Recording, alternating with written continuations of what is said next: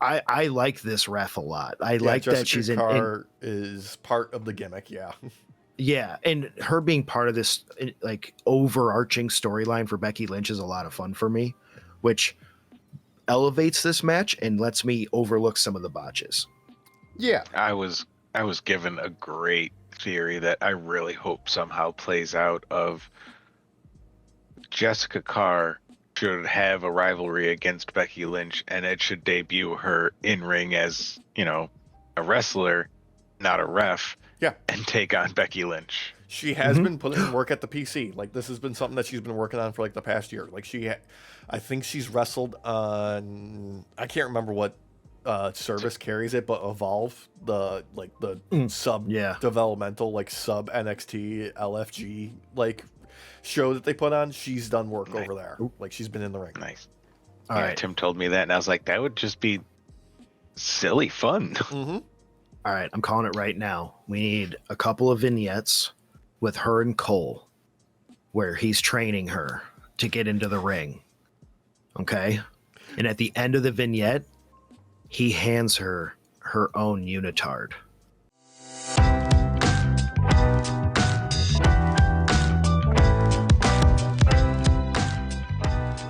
Wish. Have those like super high-waisted jeans.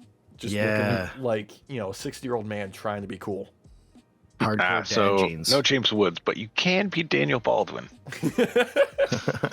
What sucks about being a Baldwin? Nothing. Oh. The other one that I found was approximately up, which is like a space one where you build your ship, you crash land, and then you get resources, rebuild your ship, go to new planet, crash land. Okay. I did the demo. It's a little fun. It's one of those like we could make something of it. Mm-hmm. Yeah, unfortunately, Baking Bad came out, and I was keeping an eye on that one, and it's mostly negative immediately. That was on my wish list too. Mm-hmm. That's okay. It can't be any worse than what was inside the box, though, Alex. Oh, Derek. Yes, it can. All right. Today's mostly going to be Elimination Chamber, right? I mean, we can cover some stuff that happened on Raw and SmackDown as it pertains to the Elimination Chamber. But I feel so bad about the mystery box because Danhausen, why? We love him. Mm-hmm. He's very nice, very evil. I appreciated the teasing that he was doing since we recorded the last podcast leading up to Elimination Chamber. Yeah. Online. I like that, like setting kind of the tone.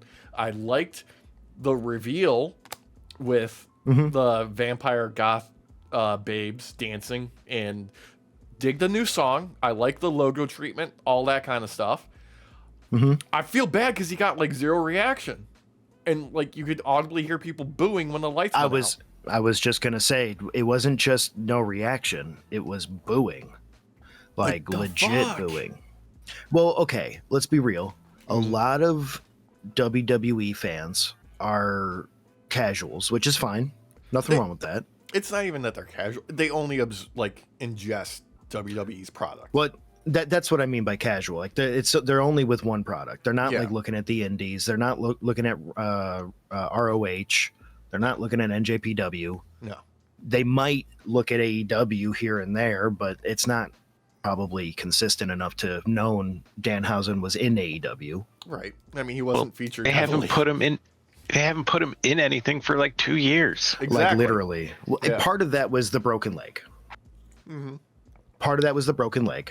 The other part was I will admit, the couple of times they did kind of give him real screen time, they just did it for laughs, and then the couple serious matches he had weren't the best. And that's not really on him fully. Like, I'm trying it's two to tango. Was the last thing he did like Hookhausen? Yeah, I think so. I think you're right. Yeah, I'm just pulling up his most recent matches here on Cage Match. He's been doing indie dates. Indie stuff, yeah. Yeah, he was in GCW, stuff like that. When was the last time he was on an AEW show? Jeez. It was about 2 years. It was right before he broke his leg. Yeah. I think the AEW show was where he broke his leg. But yeah, he was in the TNT title Battle Royal in December of 2023. Yeah. So almost 3 years. God damn. Yeah. Well, 2 and some change. Yeah, but you know what I mean? Like heading towards 3. Yeah. I just I was happy at once I saw it, and I was also sad because I don't feel like the reveal was a way to do it personally, unless they played into his whole I curse everything gimmick. Because let me tell you, there was some cursed moments in the night besides this. God damn. And you could chalk it up to Danhausen cursing everyone because he didn't get his blimp in the deal. How great would it be if all of the injuries that have plagued the Vision get just blamed on Danhausen cursing them? I would love it. It would be way to go. Yeah. It would be a great kayfabe way to go. Yeah, all this lead up was literally Danhausen causing trouble because he just fucking hates Logan Paul. Oh, Okay, yes. it's jumping ahead a little bit. Mm-hmm. I don't care. No. Can we get Danhausen being an in the ring capable Paul Heyman for Seth Rollins now that he's back? I mean, he's capable got fighter and his wise man. well, okay. So, I mean, if he's willing to go down the cursed route, and I don't mean just him cursing things, just this timeline is cursed. Yeah. I think it would be great because it would add some more brevity and comedy to a lot of this. Can I throw an alternative out? Yeah. Tag team with Kit Wilson. That would be fun too. Yeah. And just have him not even be able to stand Kit. Mm-hmm. And Kit calling him toxic, and he's like, I'm not toxic, I just curse people. Well, I think what would be funny is if he was the wise man, you have him constantly give horrible advice to Seth, and Seth always does the opposite. Or glean some sort of little tidbit of knowledge from the crazy shit that Danhausen says to do. Here's the crazy thing. I might actually be interested in Seth Rollins at that point.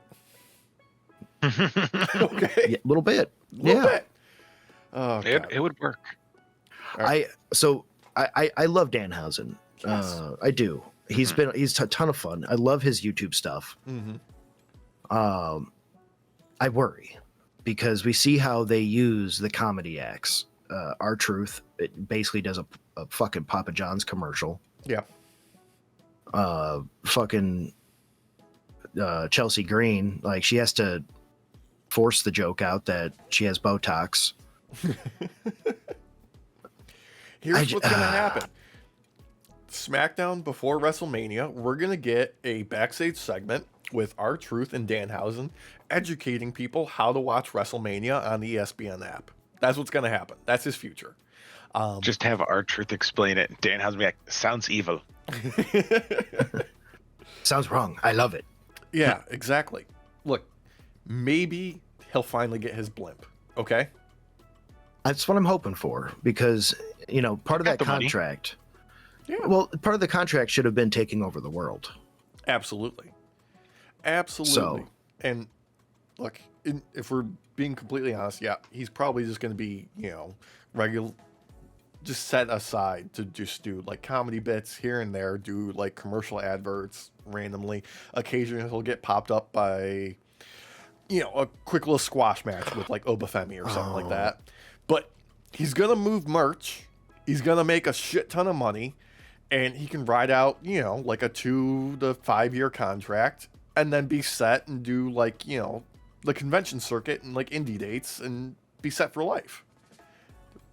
I just realized what I think they might use him for. What? Bringing in Royce Keys. Isn't he already to just get Yeah, but onto either Raw or SmackDown. They're gonna have Danhausen get obliterated by Royce Keys. I don't care. That'd be awesome. Like, I want to see Royce Keys do good things, and if that means sacrificing Danhausen as an in-ring competitor, I'm okay with it. Well, I mean, Danhausen's the comedy. Like, yeah. You're not gonna see the main title on him. No. Though I would fucking love it if they used him to unite the belts, because he's like, fuck both of you. I mean, if I think back, was it Alba Fire? Yeah, Alba Fire and Isla Dawn, when they were tag teaming together and they had the women's belts, they cursed them. It's not out of the wheelhouse quite yet. Have him curse it into a singular belt that both sides have to wear half of. And on the inside of the belt is the Danhausen face, and you can't get rid of it. Yep. Look, like, I bleached it off twice. You have to unite the two halves of the face. Mm-hmm. I don't hate it. I also don't love it, unfortunately. Just because, like, it's Danhausen. I enjoy him. I like seeing him on screen. He's entertaining. He's not much more than a gimmick, unfortunately. I'll have. So is WWE. Yeah, and that's not saying much, unfortunately, at this point in time. I mean, come on. Let's look at his attire he wore for his entrance. Like, they're going full, like, fucking Sven Gulli or what's his face from Gremlins 2 with it. Like, oh yeah. Yeah, so I feel like this will be a more family-friendly Danhausen. As long as they keep the vampire babes in his entrance, I'm okay with it. I don't think we're going to see that past this point. No, I don't think we're going to see it past this point either, but it was good. I did hear one of them was Wifehausen. Yes. Meaning she could continue doing it. So we can at least have one. Yeah. And to be honest with you, Babehausens, they all looked like Sinestro in an awesome way. So yeah, in the best way. Yeah, definitely rule whatever blah blah blah of the internet right there. Yep. Yeah. Yep. they had better face paint than he did. And he's been doing it for years. Yeah, I think he was having fun. You know, partying backstage, just being excited. He's like, I finally made it. I'm getting the big debut at WWE in the mystery box that people are going to be upset about. That's not Chris Jericho or somebody else, for God's sake. That's what I saw people on Reddit like upset about, that it wasn't Jericho. And I didn't want to comment because I knew I would have been downvoted into oblivion. But I wanted to be like, am I the only one fucking happy that piece of shit is in that box? Like, it's in the lifeblood that is Chris Jericho to do a debut or a return like that. He would definitely be totally up for that, and that's okay.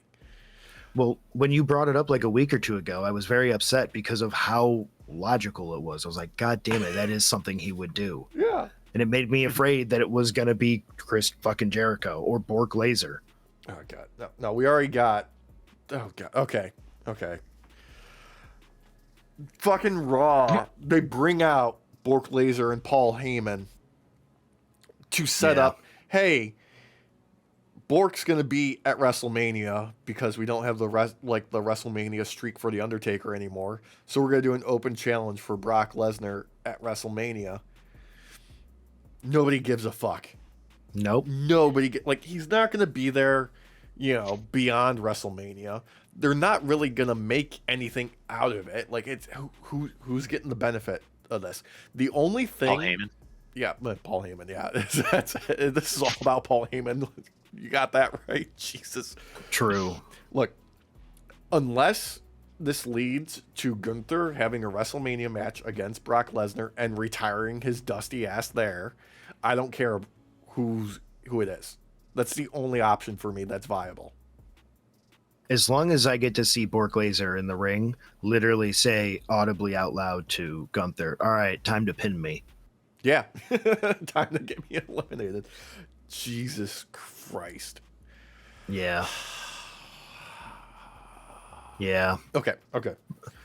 I mean, let's cast our minds back. Let's cast our minds back to the actual show of Elimination Chamber, like opening match, women's Elimination Chamber match.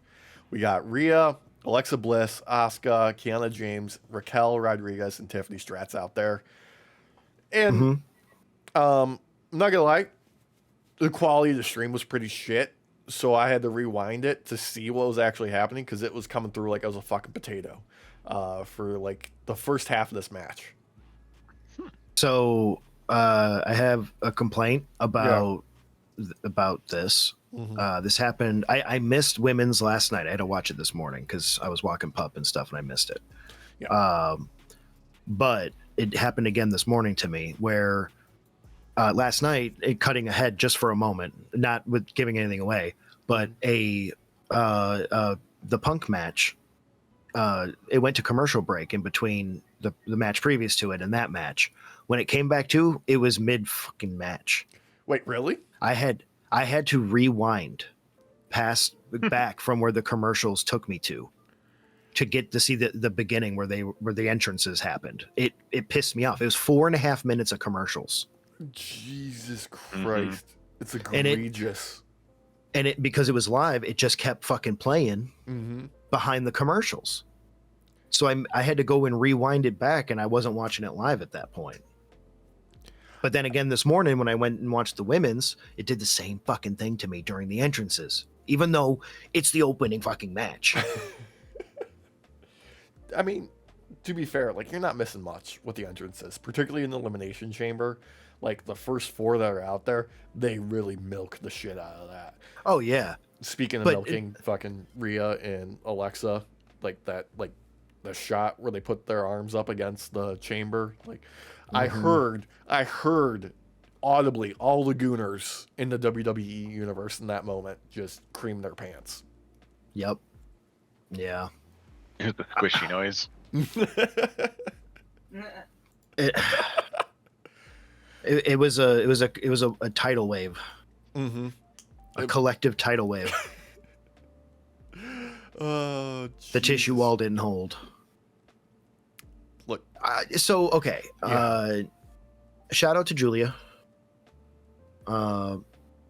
Again, it's someone who I'm still like, why is she there? But she knows how to take bumps, man.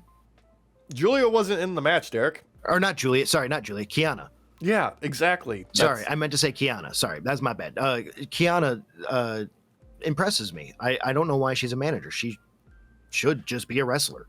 She needs her own thing. That's it. That's what she's missing. Yeah. She got hurt in like her debut, didn't she? Or early on when they brought her in? And that's why she was out for a bit. Yeah. What I remember. Like previously, she was. God, how long was she out?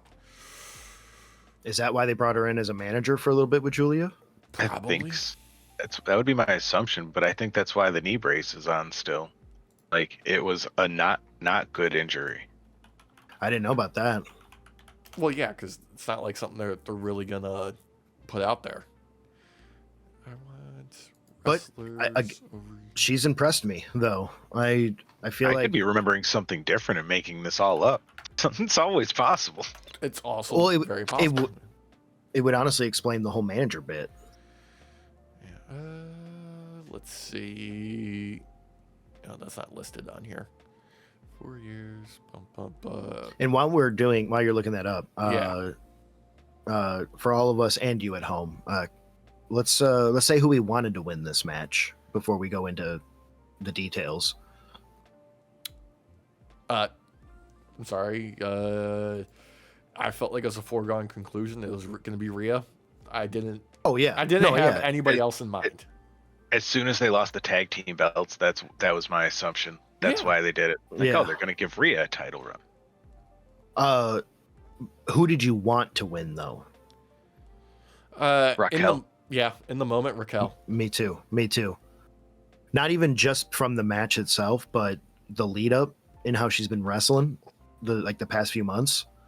Like she's fucking Nash, like for the women's division, dude. Like it's time to strap her up. She, like, in the midst of this match, was doing things that I really loved, particularly before she was ever even like out of the pod. Like her reacting in the pod was fantastic. I loved when they did the first countdown. Like she was selling it like, oh no, I'm ready now. And I like took off her glasses and was starting to get like warmed up. Like she wasn't like, I mean, obviously we knew that, you know, she wasn't gonna be the first one out there and she knew that, right. But she still played it up. Like she's like, no, it could be me. It could be my time. Let's go. And then like, let's do it. Actually getting like a double elimination at once. Dope. Fucking great. Love that. Oh yeah. She was wrestling like crazy, dude. Like, yeah. I love that they're actually leaning hard into her being the giant and like being able to pick people up, catch them and everything. Like just lean into that hard because god damn is she good at it. Also, shout out to Tiffy for her outfit. Very Christina Aguilera. Yeah, very Chicago and Illinois appropriate too, the Monarch. Yeah. Oh, I'm the only one who fell down the Venture Brothers path for the Mighty Monarch. Then you're sitting there waiting for 21 and 24 to come out. Oh. God, what was the music video? Dirty? Was it Dirty? Where she wears the chaps and everything? Yeah. Yeah. That is definitely ingrained into all of our memories. Absolutely. Yes. Yes. Yeah, I guess like the one caveat that I guess I enjoyed about this to a big degree was the fact that since Tiffy was there was a degree of doubt that Rhea was not going to be the one to take it. Not enough for me to be like, she's definitely like, oh no, what's going to happen? But there was just that little bit there because you throw Tiffy in something and the match changes to a hardcore match. I mean, she did once again get busted a little bit in the midst of a big match, as she, you know, tends to do, and it makes it better because it's, I don't know, something about her just fucking bleeding from the fucking face just makes it go, oh, damn, that shit fucking hurts. Right on, go fucking Tiffy. I stand by this every time I say it, but Tiffy is the most hardcore wrestler in WWE right now. Like, yeah, they could, like, they need more blood. She gives blood almost every time she fucking wrestles. She comes out there to bleed. Overall, though, like, decent enough. I feel like Alexa Bliss could be switched out with anybody, unfortunately, in this match. Yeah. Out real early. Yeah, real early. She got misted, though, which is always a fun spot with Asuka. Because, like, where did she get the mist from? Where did it come from? You were out there for like 10 minutes before you misted anybody. I mean, okay, so it at least sets up maybe a continued rivalry between the Kabuki Warriors and Alexa and Charlotte down the road if they want to continue that tag team. Yeah, I was wondering where she got the mist from too. It's like, I never saw you leave. No, you don't leave. It's something with Japanese wrestlers. That's why man. it's scary. Yeah, they just produce it. Yeah, I was gonna say maybe that's like she has a gland. They do. They all have a gland. I don't know where it is or how they access it, but they breathe that mist like fire comes from a dragon. So, oh my god, I was just thinking. So, like how dragons, the different colored ones, they all do different breath weapons. Each of them also have a different breath weapon. Yeah, that just blew my fucking mind. Some are less effective than others. Yeah, and they all end up actually just doing really the same thing, but we all pretend like it has different effects. Yeah. Next thing you're gonna tell me that crocodiles are part of the not a crocodile family when they found out that it was actually part of the not a crocodile family, and because of the way things are laid out in Latin, they're still crocodiles. What? Yep. What about blueberries being blueberries, but not all blueberries are blueberries? Okay. Look. You're welcome. Yeah. At the end of the day, Rhea is going to WrestleMania, continuing the streak, facing off against Jade.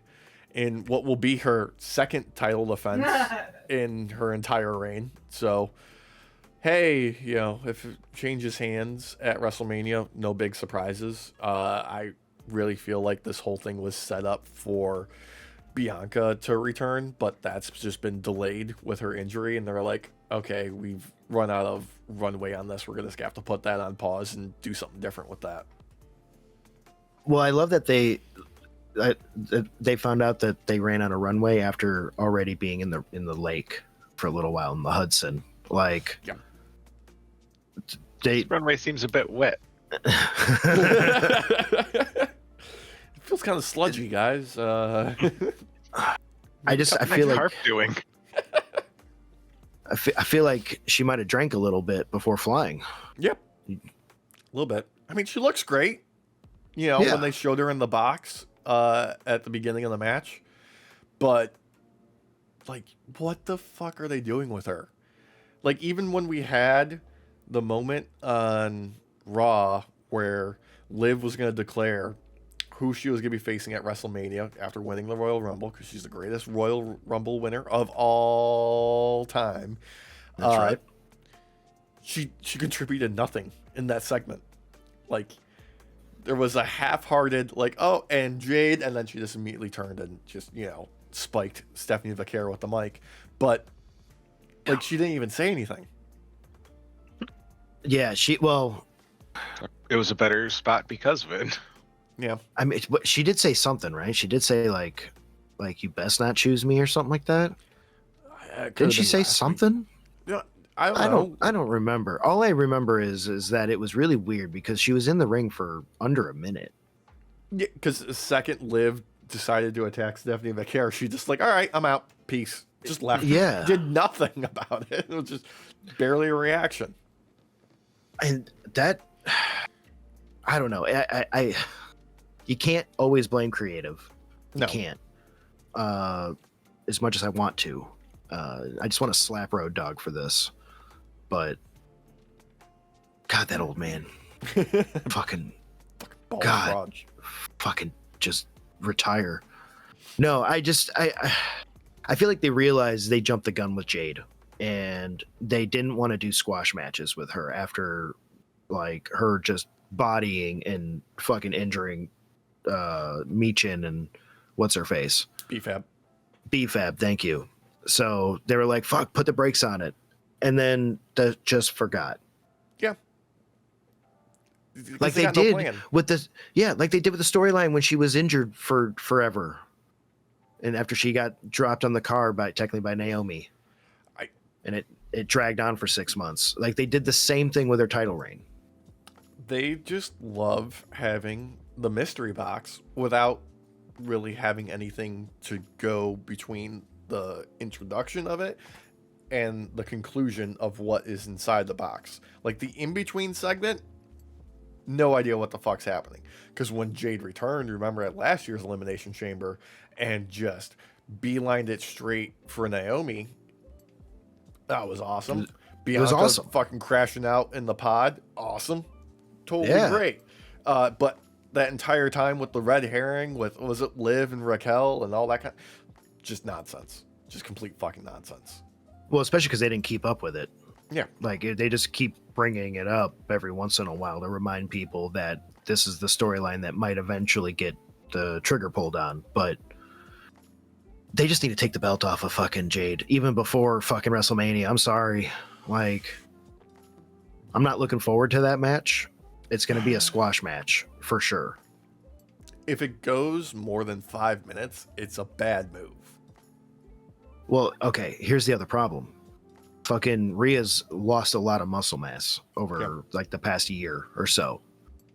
She can barely riptide lighter people nowadays. I don't expect her to be able to riptide Jade Cargo.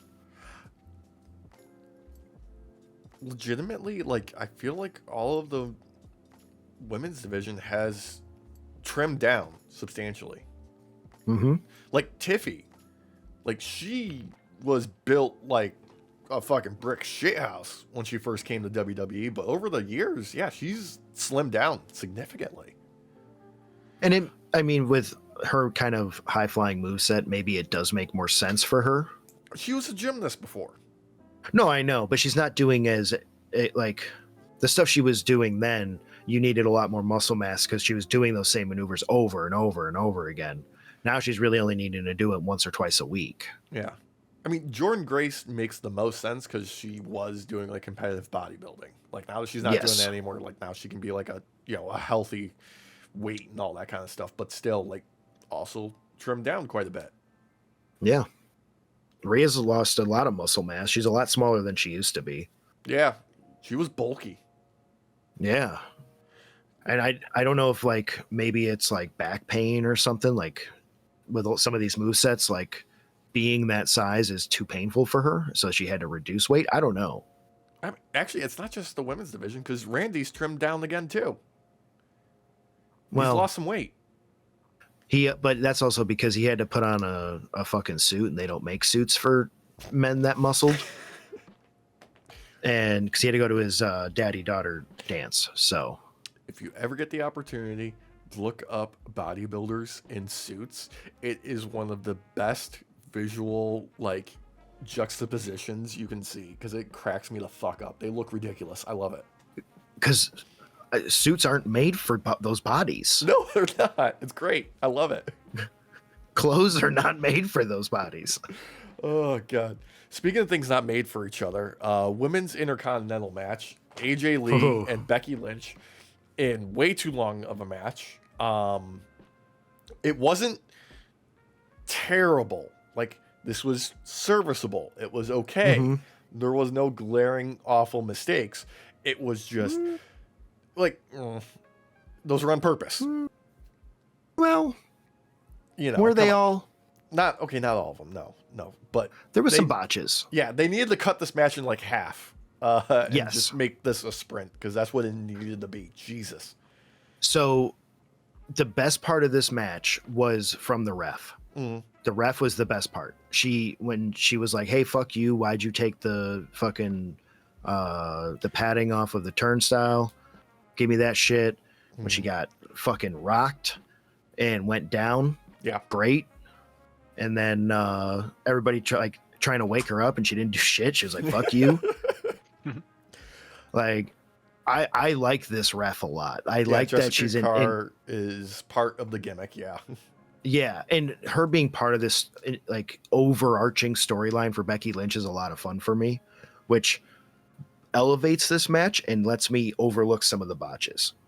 Yeah, I was given a great theory that I really hope somehow plays out of Jessica Carr should have a rivalry against Becky Lynch, and it should debut her in ring as, a wrestler, not a ref. Yeah, and take on Becky Lynch. She has been putting in work at the PC. Like, this has been something that she's been working on for like the past year. Like, I think she's wrestled on, I can't remember what service carries it, but Evolve, the sub developmental, like sub NXT LFG like show that they put on. She's done work over there. Like, she's been in the ring. Nice. All right. Tim told me that, and I was like, that would just be silly fun. Mm-hmm. All right, I'm calling it right now. We need a couple of vignettes with her and Cole where he's training her to get into the ring. Okay? And at the end of the vignette, he hands her her own unitard and ear protection. You know and he what? goes, "You're ready." Yeah, Michael Cole would probably be a better trainer than Nattie because, Jesus, at least Michael Cole got a win under his belt in the past fucking decade. And then we have fucking what's his face, Pat McAfee, in all of the vignettes, but he's never talking, and he's always like in the shadows where only like a part of his face is visible the entire time. A silhouette of him kicking a football. Yeah. Just the words "Let's go." That's it. Real echoey. I mean, we need Cole to care about this, so it sells, okay? And the only way Cole is going to care is if Pat McAfee's around. I'm telling you. On that note, Cole, my God, off form. But Wade Barrett, still fantastic. Yeah, I prefer Wade Barrett next to Cole versus Corey next to Cole. Mm-hmm. I feel like Cole treats Corey as like a little kid or like a child. Yeah. And is like, shut up. Whereas Wade pushes back against fucking Cole all the time. Well, that's the thing, because like Corey will like pile on Cole when Michael Cole makes a mistake, as he tends to do quite often, where he messes up a name of a wrestler or a move or something that happened. Yeah, date, height, weight, anything like that. The name of a championship. And he'll, really pile on him at that moment. Wade just rolls with it and just turns it into a fucking joke. Much better recovery, in my opinion. Yep. Yeah. No, it's if they had a camera shot each time of them where Cole makes a mistake and then Corey's sitting there, you would literally see all the numbers and everything start flowing and an encyclopedia open inside of Corey's mind, where he looks up the wrestler and knows the exact weight and height and how many shits they've taken in the last year. That's because Gravy takes his job seriously. He does. But I love him in AAA. Yeah. I think he brings a great aspect to AAA. I just don't like him next to Cole. I don't think anybody likes being next to Cole except Pat. Well, that's because they're best friends, though. Yeah, it's because they exchange edibles before the show. Here, try this one. You try that one. This one's ayahuasca. Jesus. We'll see in 3 days. Concentrated. I dehydrated it from tea. Oh, God. But this actual match, yeah. It was okay, right? It was okay. You can tell that AJ is not up to the same level as Becky. Becky had to carry a lot of this match. Yeah. And that's a lot of that's due because of her schedule. If AJ was around more often, this wouldn't really be an issue. I think more of that ring rust would be gone. I mean, it's been 10 years since she's, had the full-time career in the ring. It's expected. She hasn't had that much activity since returning. It is what it is. And I'm just glad they didn't do like the stupid little windmill fist.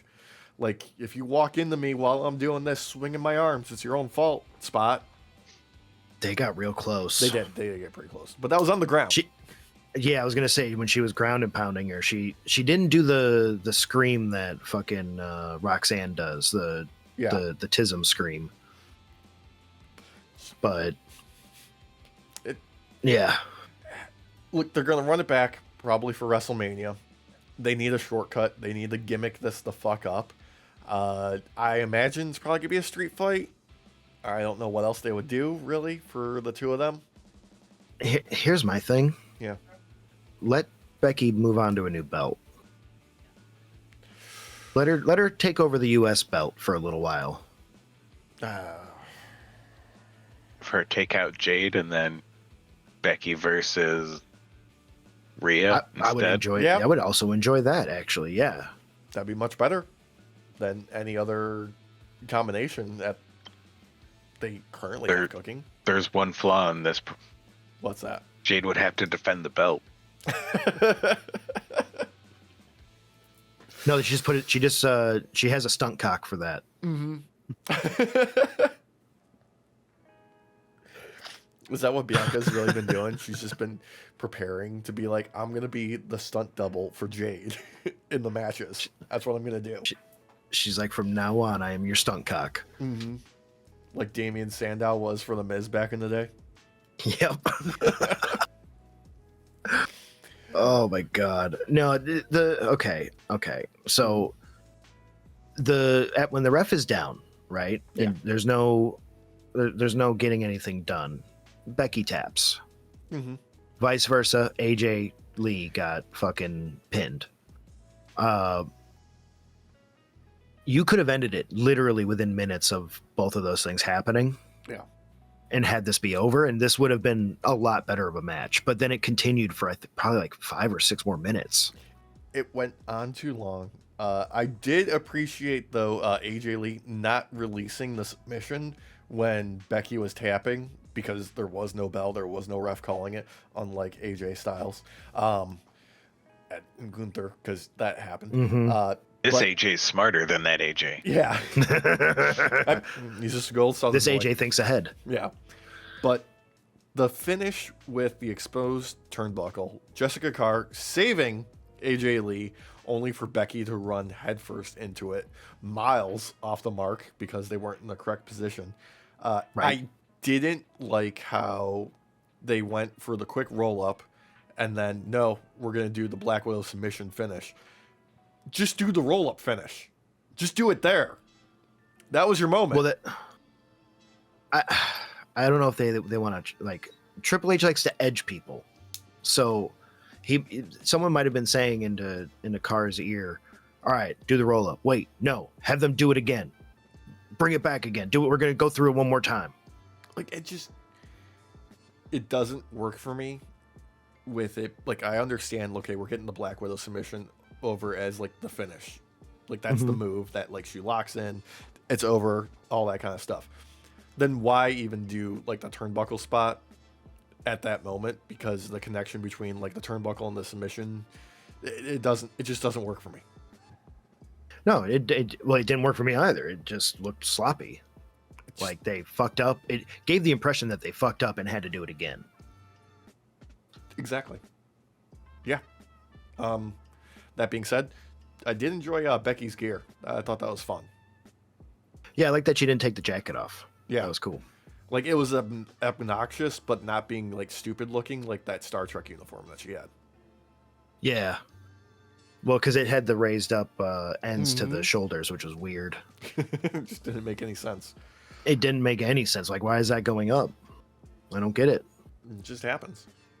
Okay, here's my worry, though. AJ is a part-timer.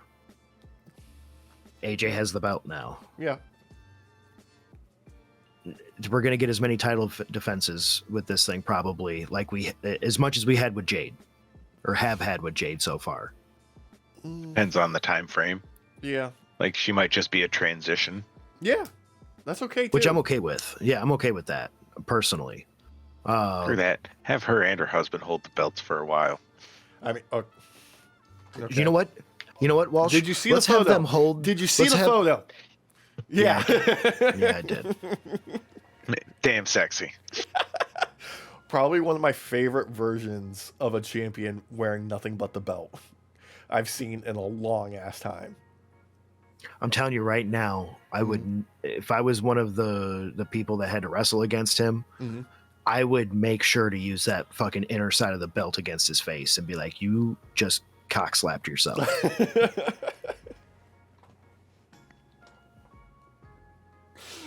And when he's laying on the ground, rub it on his face. When you look at him, like you go, you're it's not the teabagging yourself. first time.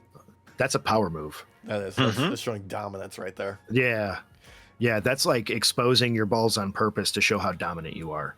I mean, let's just get right into the next match, World Heavyweight title match, because talk about showing fucking dominance. Like, we all know, foregone conclusion, like WrestleMania, main event's already set, it's Punk versus Roman and stuff like that. They put a seed of doubt leading up to the show that, like, hey, Finn could maybe have it, up until, like, Raw, where they were both on the show and didn't have any face-to-face interaction whatsoever fucking ever. Because why the fuck wouldn't you do that? What the shit? You're both in the goddamn building. Have them Yeah. Doesn't matter. Alan Parsons Project, serious, on the fucking speakers. You got the voice of the Chicago Bulls doing the introduction for fucking CM Punk. Fucking game over, bro. It's done. It's it. Finn's dead. It's just like when John Cena challenged Dominic Mysterio for the IC title, and he said, in this building at this time, I am unbeatable. That's what this was. And I would agree with that to a major degree for how a lot of this match went, except for the first maybe 5 to 7 minutes where Finn really was able to, like, he was saying, like, they were bringing it up on commentary that, like, I need to counteract the audience because that's how he gets his edge. Yeah. If I can make them bored in the beginning, they're not going to care so much, and maybe I can win. And to Finn's credit, he kept shit like tight and ground game and catch if catch can for a little bit, which quieted the audience down. Like it did do its thing. His problem is that fucking Punk came out there like a goddamn rabid dog. Yeah. Like he was pissed. I was looking at this whole match and I was like, is Punk just trying to be a heel in this match and trying to like really push over that Finn needs to be face? Because it's working. I mean, here's what Finn felt like the underdog. What do you expect? It's United Center. It's Punk. He's wearing fucking Blackhawks gear, bro. Come on. I know. It was baller. Yeah. But okay, again, there was botches in this match too. Don't get me wrong. Oh my god. The fucking rope. The fucking Oh my god, dude. I thought Finn was like he was like a half second from dying in that moment. I was terrified for him because it was just like that goddamn stupid fucking Roman match he had where the turnbuckle collapsed under him, and they never fucking explained that. At least this was just like slippery rope or something. Who gives a fuck? Well, in that actual side, that rope spot fucks other people up later too. That same spot. Yeah. It does. So there was like some oil or something on that shit. Something. My inner voice took over when I saw it and was like, whoops. Like, Well, that's the exact thought I would have if that happened to me. Just that, whoops, this is bad. It's the exact, like, kind of, like, half moment where you miss a step going down the stairs and your whole life flashes before your eyes and you're like, this is over. This is it for me now. And then you catch yourself. That's what happened to him. Oh, I've gone down the stairs so many times. I was Like, ow. Twisted my ankle and shit. Yeah. Still, they recovered a lot in this match. I feel like they also suffered the same issue that the previous match had, which is like they ran back the ending like twice. A little bit, yeah. It didn't feel as clunky though as the women's one did. I'll admit, it just felt like Finn couldn't overcome fucking Punk's when he reaches 5% health, he gets invincibility for 10 minutes. Like, yeah, he just couldn't overcome it. Like that's the kind of the vibe it gave versus the previous one. Because I'm not gonna lie, I was starting to root for Finn near the end. I mean, I was rooting for Finn the second he took off the stupid fucking arm sleeves. Dude. And did he add to his sleeve on his left side? Okay, I was over the past like year and a half, I want to say. Because I was going to say some of that looked a lot newer than I remembered. Yeah. God, they need to put a belt on this guy again. Like, not only that. Okay, all right. I came in my pants in the beginning of this. Okay, so I had to rewind right to watch the intros for everyone. Yeah. Finn in 4K camera in the ring with the lights shining on his fucking abs perfectly. His abs have their own abs. Each individual ab has a 6-pack. Yeah. He's a good looking fella. You know that man watched this back after he got done for the day. He went back to wherever he was staying, whatever hotel, popped the stream up on his phone and gooned to himself. There's no fucking shot he didn't.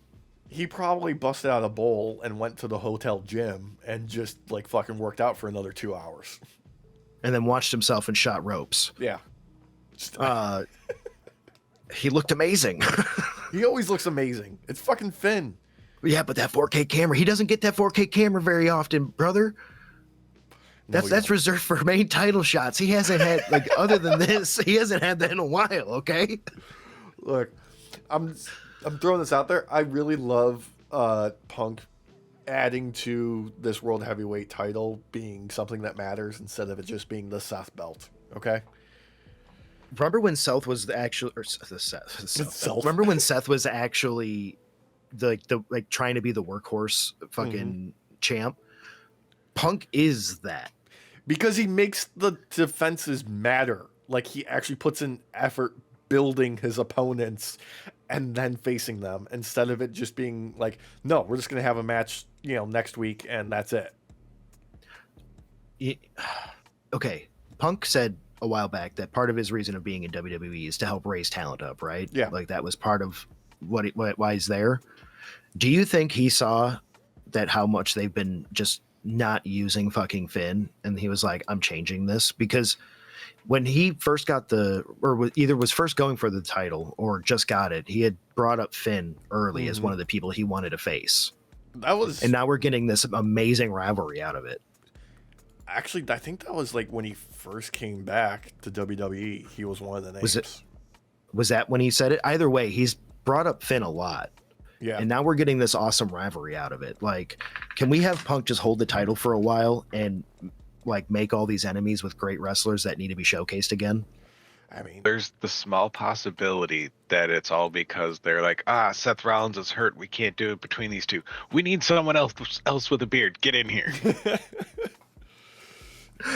I wouldn't doubt that, honestly. I wouldn't doubt it. But still, major payoff, because getting Finn up in the main card event again is awesome, and you reminded why this dude is such a fucking devil. God, and Demon. Or demon. Demon, yeah, yes. thank you. Thank you. Far more appropriate, yeah. I feel bad for Finn and the demon persona because he doesn't want to use it anymore just because of how poorly it's been used in WWE. And it makes me sad because him covered in like that fucking silly ass paint and doing that entrance where he like crawls on all fours looking like a goofy little bastard. I kind of miss it. I do too. But I respect him and his choices. I do like that he does callbacks to it, like the Demonito. Mm-hmm. Like it's the gimmick's not dead. It's just not going to be used. Yeah. In the way we want it.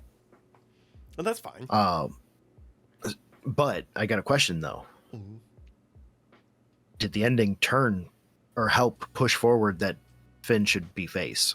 Oh, absolutely. Face? Yeah, he should absolutely be face. Because that was a babyface maneuver there. What he did that took some honor. So if you don't know, the match ends. Punk obliterates him. Doesn't matter how many coup de grace is oh my god, Punk's the way. Fucking reversal on the coup de grace into the sharpshooter. Thought he was gonna kick him in the nuts. Yeah, I thought that's what he wanted to do. I was like, see, Punk is a fucking heel in this match. And then he did that reversal. I was like, oh fuck. Yeah.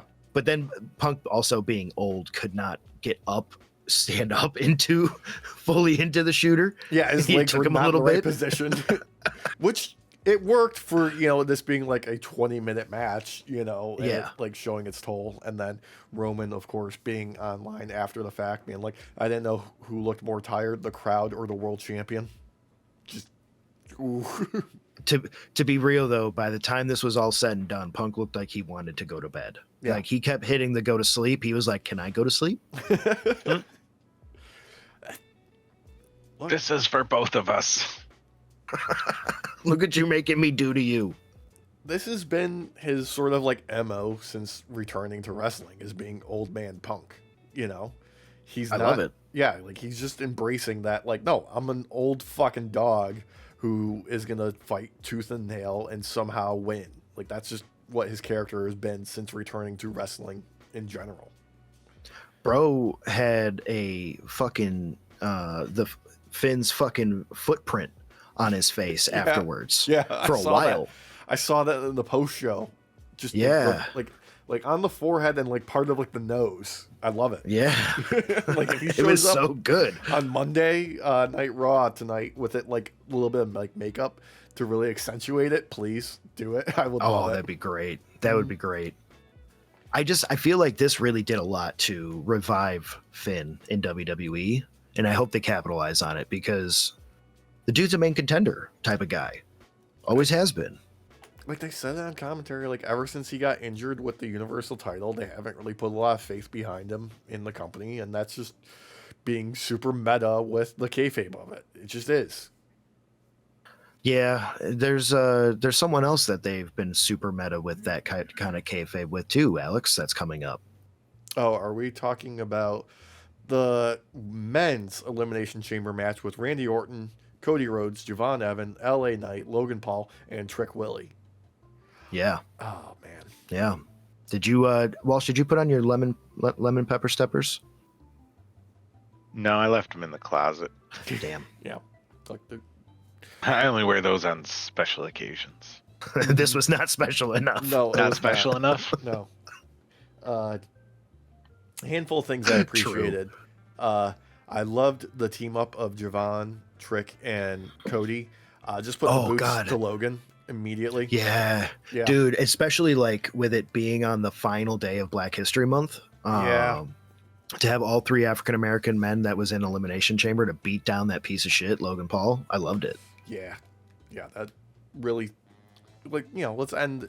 It's been a rough Black History Month, to say the least. Let's give them a high note on the way out. Yes, please. Because Jesus, there were some rough moments this month. I mean, it's very telling of what the brand thinks of you when they have a civil rights icon like Cody Raheem Rhodes beat you down with his buddies. Yeah. I appreciate that his focus group for referring to himself as Raheem Rhodes and doing that line was his wife and no one else.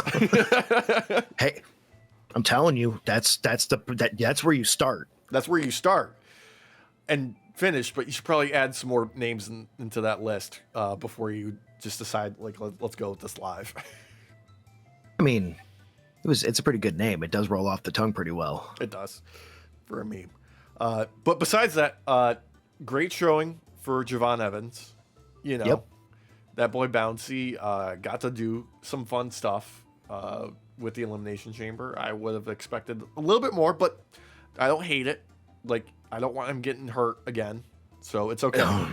That almost happened in this match. It did. We'll get to that. Mm-hmm. Okay, so before we actually fully go in, obviously we all looked at this and we're like, go, Cody's winning this, right? Yeah. Who did you want to win, though? Here's the deal. And y'all at home too.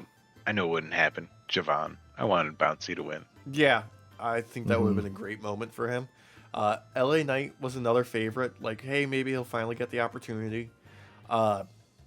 It ended up being, though, Randy, which I'm into.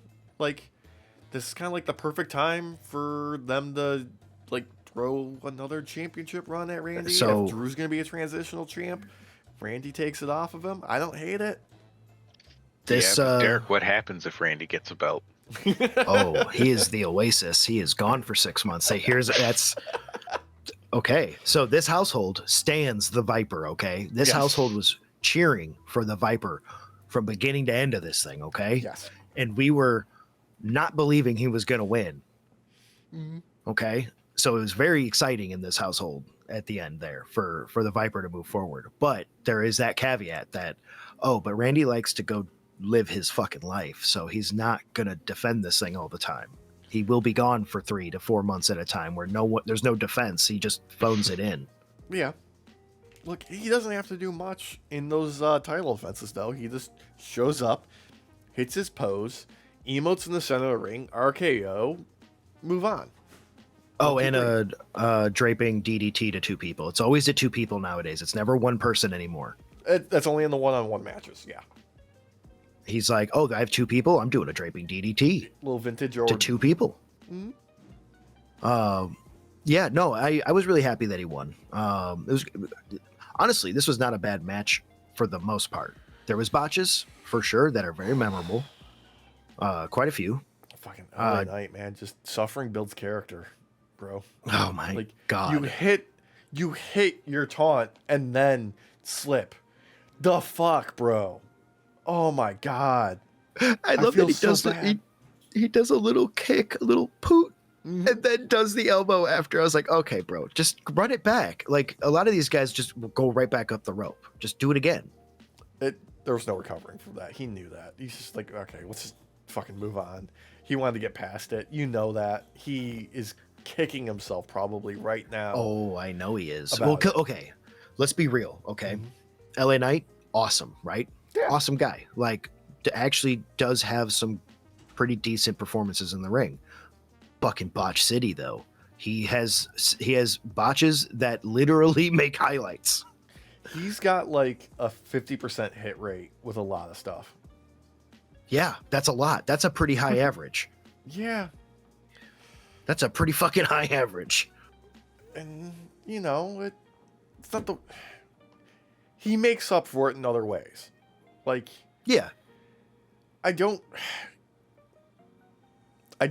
see them ever putting the belt on him now at this point. No. I feel like it's too many bites at the apple for him to get close and get shut down. At the same time, though, like, I'm still entertained by him. Like, I don't get bored watching his matches like I do with a Jey Uso. Oh yeah, no, yeah. Super kick. Uso splash. Frog splash. Yeah. Spear. Oh, kind of. Spear. Missed. Samoan drop. Oh my god. I feel so bad because like I do want him on that main event spot because I do think he is that epitome of like what wrestling was in the 90s and early 2000s and all that. Like he is like he's perfect for that encapsulation. He is the love child of Stone Cold and The Rock. He is. Yeah. I just feel so bad for the guy because it's like not all of it's creative. Some of it's like moments like this where it's really fucking memorable. Because what are the two big botches that are the most memorable in this? This one and where Logan Paul almost killed Javon Evans. Oh my god, dude. He dropped him right in his fucking head. Oh, he hurt him all right. He needed help to get out of the ring. He fucking almost fell down the steps. Yeah, real dangerous. Like you don't put. Okay, all right. I was already not happy that Jey Uso was gonna be the last minute fucking guy going into this, right? Because I was like, oh god, Jay's got to fucking train in 3 days to fucking go in there and fucking do some shit. Like that's that not enough time. Clearly wasn't the plan. Bronson Reed was supposed to be in this fucking thing. We know that. Yes. Then why did they then go, oh, let's also injure Jay so that we can have Logan, who is even worse at preparation for this shit because he doesn't have the years in it like Jay does. At least Jay can do a baseline of bad that isn't going to hurt everybody.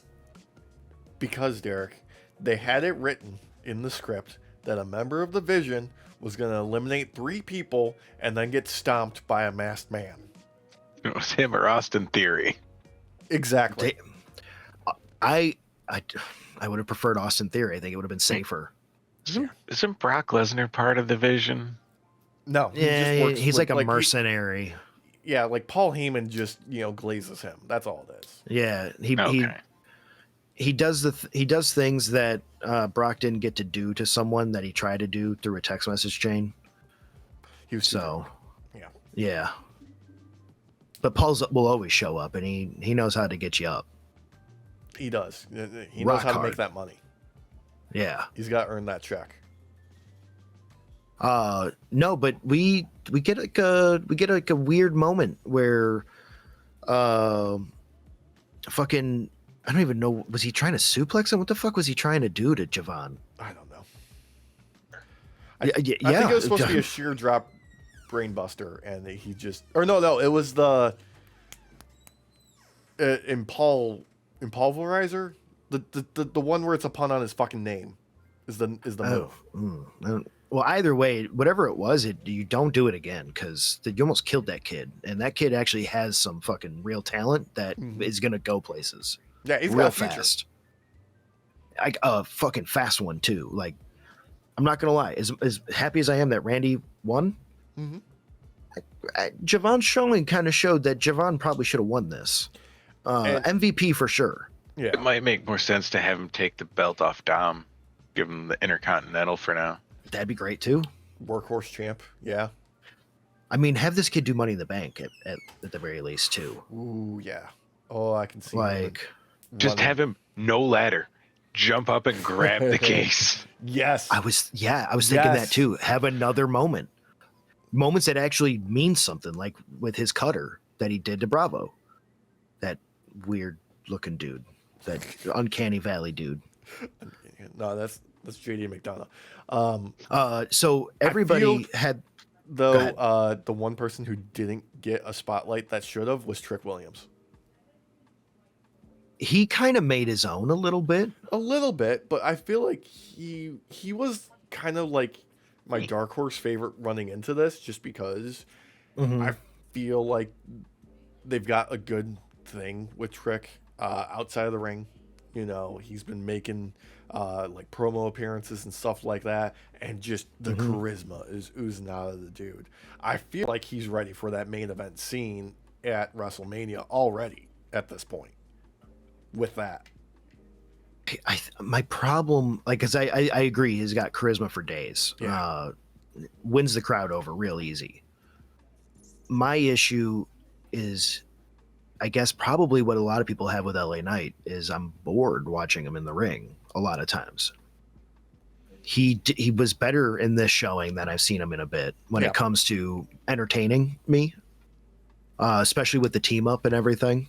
And I loved his spot versus Javon, because holy shit, that he was able to do stuff with Javon that others haven't been able to do. And that's, I don't watch a lot of NXT, so I'm assuming they've wrestled against each other quite a few times. Yeah, they had a sense, like a very well-regarded feud between the two of them and team up. Yeah, because those two wrestling against each other was awesome. I loved it. Trick looked great out there during that time. Trick just didn't look great out there with anybody else, really. Yeah, and that's not necessarily his fault. Not everybody in that match has wrestled against him. Same thing with Javon. Not everybody's wrestled against Javon, but Javon's doing crazy ass shit that you're just like, okay, if I just put my head here, I won't die, and it'll still look good. Yeah, that's true. Look, it's okay though, because like Javon, Trick, they just got here. They're gonna have big futures ahead of them, just like Oba, and they're probably being utilized very well at this point.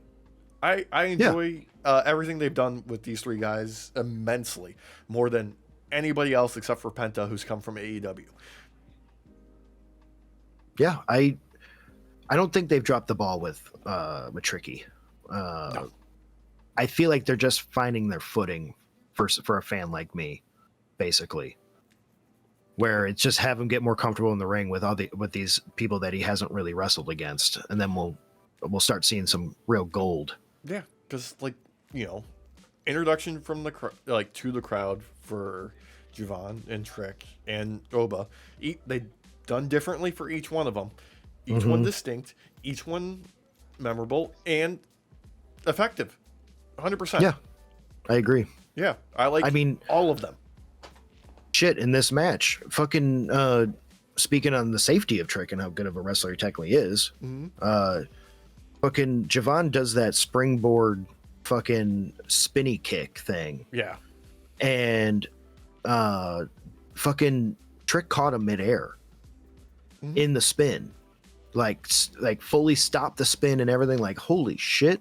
Whereas Paul fucking tried to do something similar and catch him. Couldn't fucking do it. There was a running theme of people going for a Hurricanrana and getting caught like midway in it throughout this entire night, where it just didn't work for anybody. Yep. They just kept trying to pass it on. Like, it didn't work for me. You do it. Yeah. Nope. You next. I think I know why, boys. They were cursed.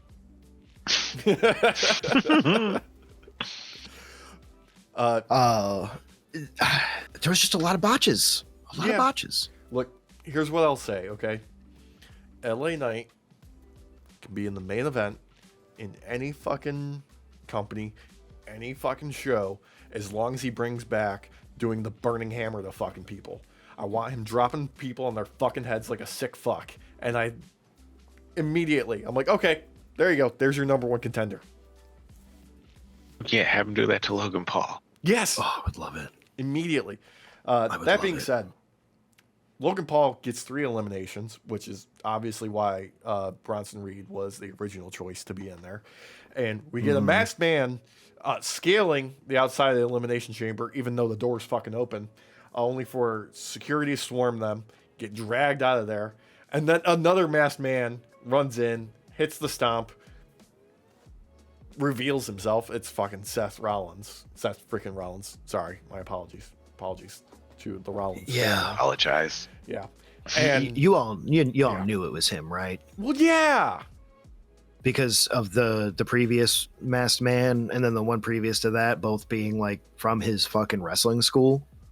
both being from his wrestling school, and the ones before them having different facial hair colored underneath the ski mask. Yes.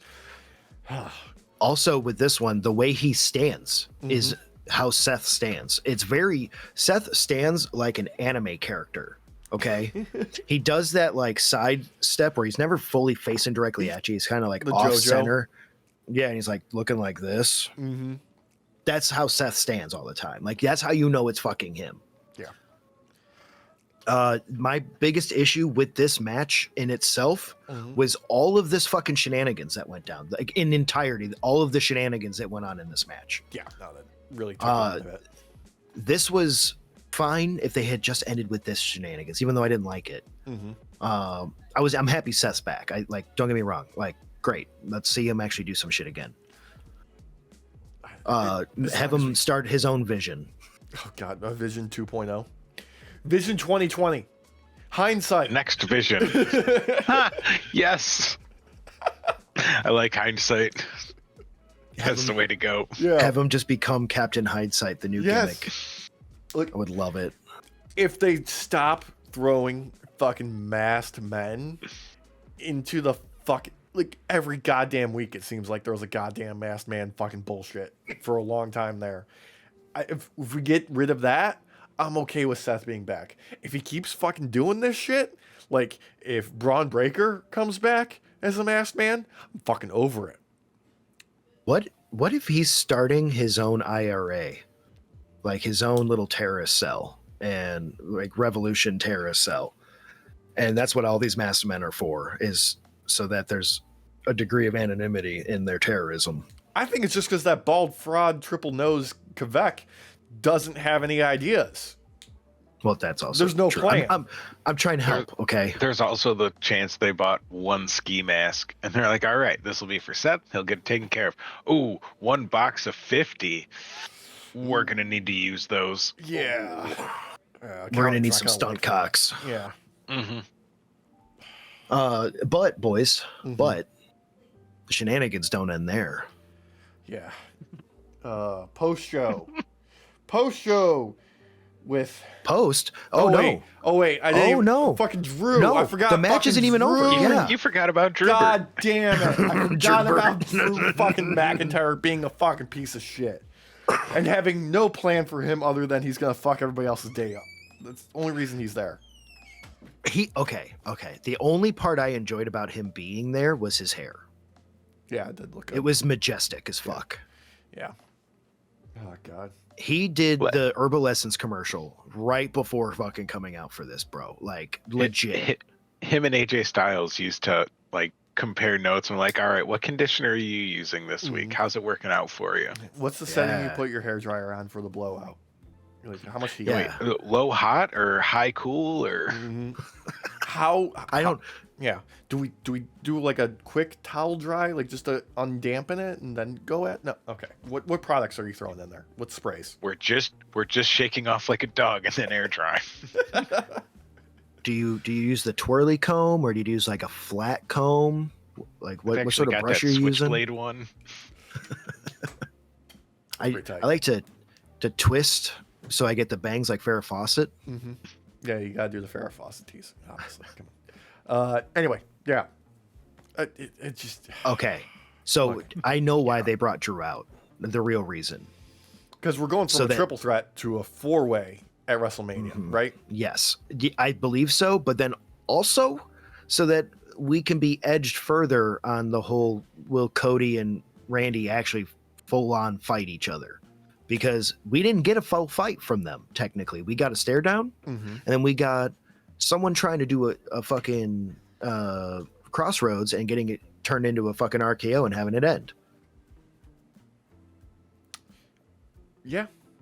There wasn't a fight. So, like, we're still being edged on whether or not Randy will actually fight Cody. He took advantage of the situation because he's a Viper and he can't help himself when it comes to an RKO. He sees it, he does it. Yeah, he's an addict. He's an RKO addict. Like, he has a problem, and that is he needs to RKO someone once every 4 to 6 hours. So says the voices. Oh, I love that sign that someone had up out there that said, "I also hear the voices." God. There was a great one down the entranceway that somebody had. Is like, I got stuck in traffic. When is Mr. Perfect? And what's his face? Tatanka. Yeah, yes. I saw that. Yes. That made me so happy. So good. That dude had a lot of signs.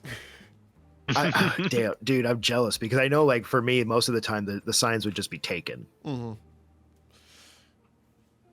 Because I wouldn't be able to be clever enough for them to not know what I'm actually trying to say. It would always be way too blatant.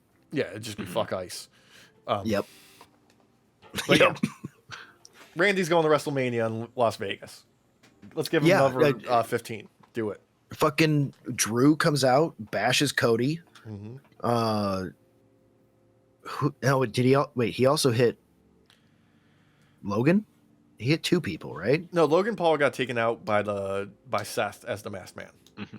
He got stopped. Oh, no, that's right. Yeah. Who's the second person he hit? Was it LA Knight? Probably. He hit two people, right? He hit. No idea. Javon was already out. Yeah.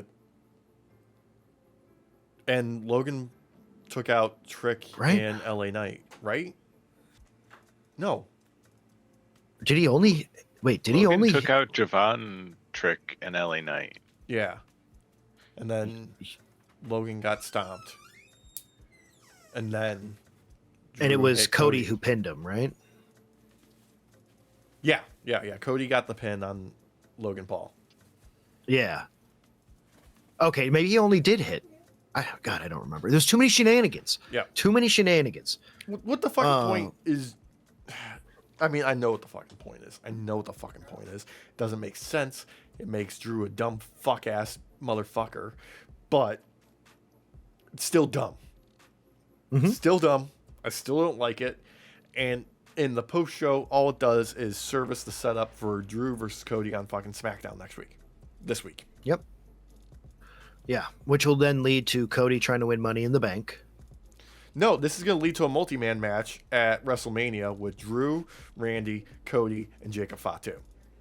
Yeah, that's another one that really pisses me off. The match between Paul and Fatu. Mm-hmm. I'm sorry, I don't care how many fucking people are in your corner. You're not beating fucking Jacob Fatu. It's not happening. Yeah. I'm sorry. What they should have done with that match, had Logan Paul pull out the brass knuckles and punch him right in the face. Mm-hmm. Have it do absolutely nothing. So Werewolf, they need to be silver. Damn it. I knew you were going with that. And I love every second of it. I loved every second of it. I like that. I'm going to add on to there. Logan Paul's a dumb fuck who doesn't understand the tropes of wrestling. He needs to try and headbutt a Samoan and end up on his ass because of it. Yeah, that too. Mm-hmm. Have him go face to face with Bronson like they disagree during a segment backstage, and have him headbutt him, and nothing happen, and Bronson just laugh. I'll just collapse. Dude, yeah, have him drop like a fucking sack of potatoes. Just fall right in his fucking ass. Accidentally unalive himself on live TV. Mm-hmm. Oh, man. That would be great. I feel like that's enough Elimination Chamber. Can we talk about one thing that was actually really nice from WWE this week, and that was the tribute to AJ Styles on Raw? Oh, yeah.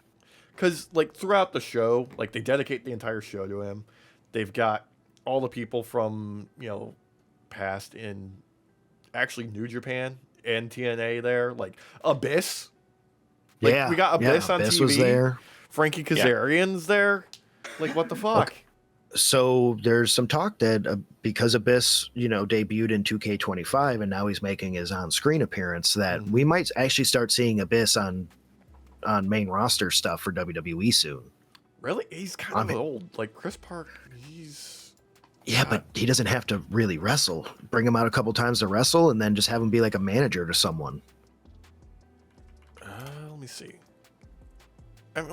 He's 52. I mean... And plus, that could be his.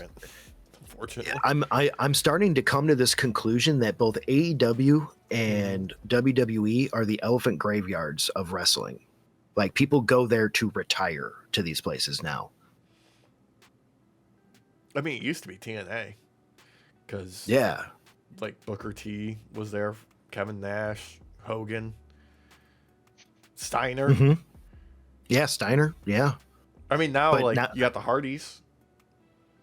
Yeah, but so TNA is more like for your guys that are too washed up to have a great retirement done on the main channel type stuff. Mm-hmm. So, yeah, like Sting retires at AEW. It would have been bullshit if he retired anywhere else. Fucking AJ retiring at WWE. Retire. I don't know what's going on. There's some sort of contract that was signed recently. Yeah, He's going to be anyway. working with new talent. Yeah. So during the course of the show, like we get the tribute to AJ Styles, fantastic video package with Creed. One of the few times that like Creed is appropriate, right? Yeah. No. Like, I get it, Yeah. but no. Come on. You didn't feel that? You didn't feel Apparently, what? no. Walsh, Creed has made a resurgence lately. People unironically love Creed again. Like, it's that thing now, honestly. Why do we live in this timeline?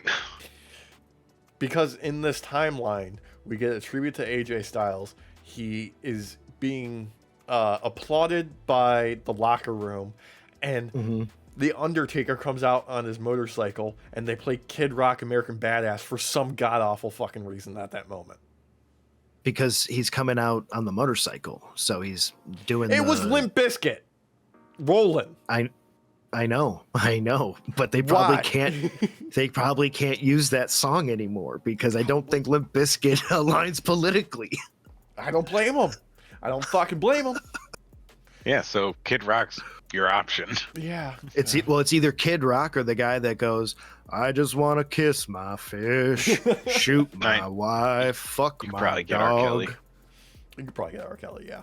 He's probably affiliated. I mean, they got Offset. There's a lot you can have there. A lot of washed up. Mm-hmm. Look, None of it good. All still stinky. all still sneaky. Look, so he's going into the Hall of Fame, and there was rumors during the week following that was like WWE's play to keep him from jumping ship to AEW. And according to AJ, he's just like, no, man, I'm done.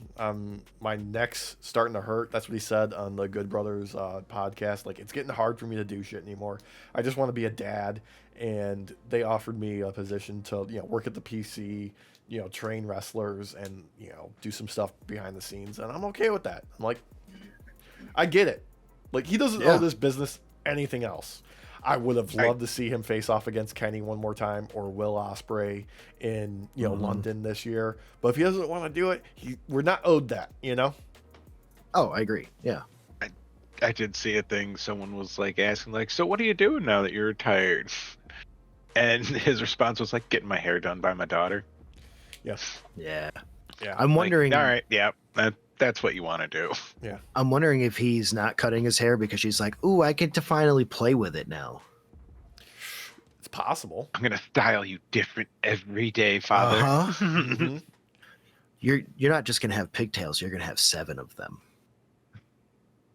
Oh, I One think that would coming off actually right look great. Yeah. I think you could actually pull that off. I think that'd be great. Like She's him in the like, New Day. she does like all of them all over, and she's like, "Doesn't that look cool, Dad?" He's like, "Yeah, that looks real coolio."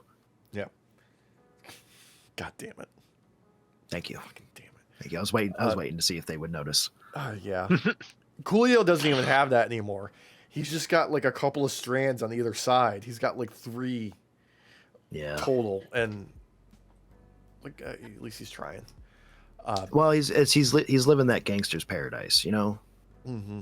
I'm gonna be living the Amish paradise because I got the tickets for Weird Al coming up soon here.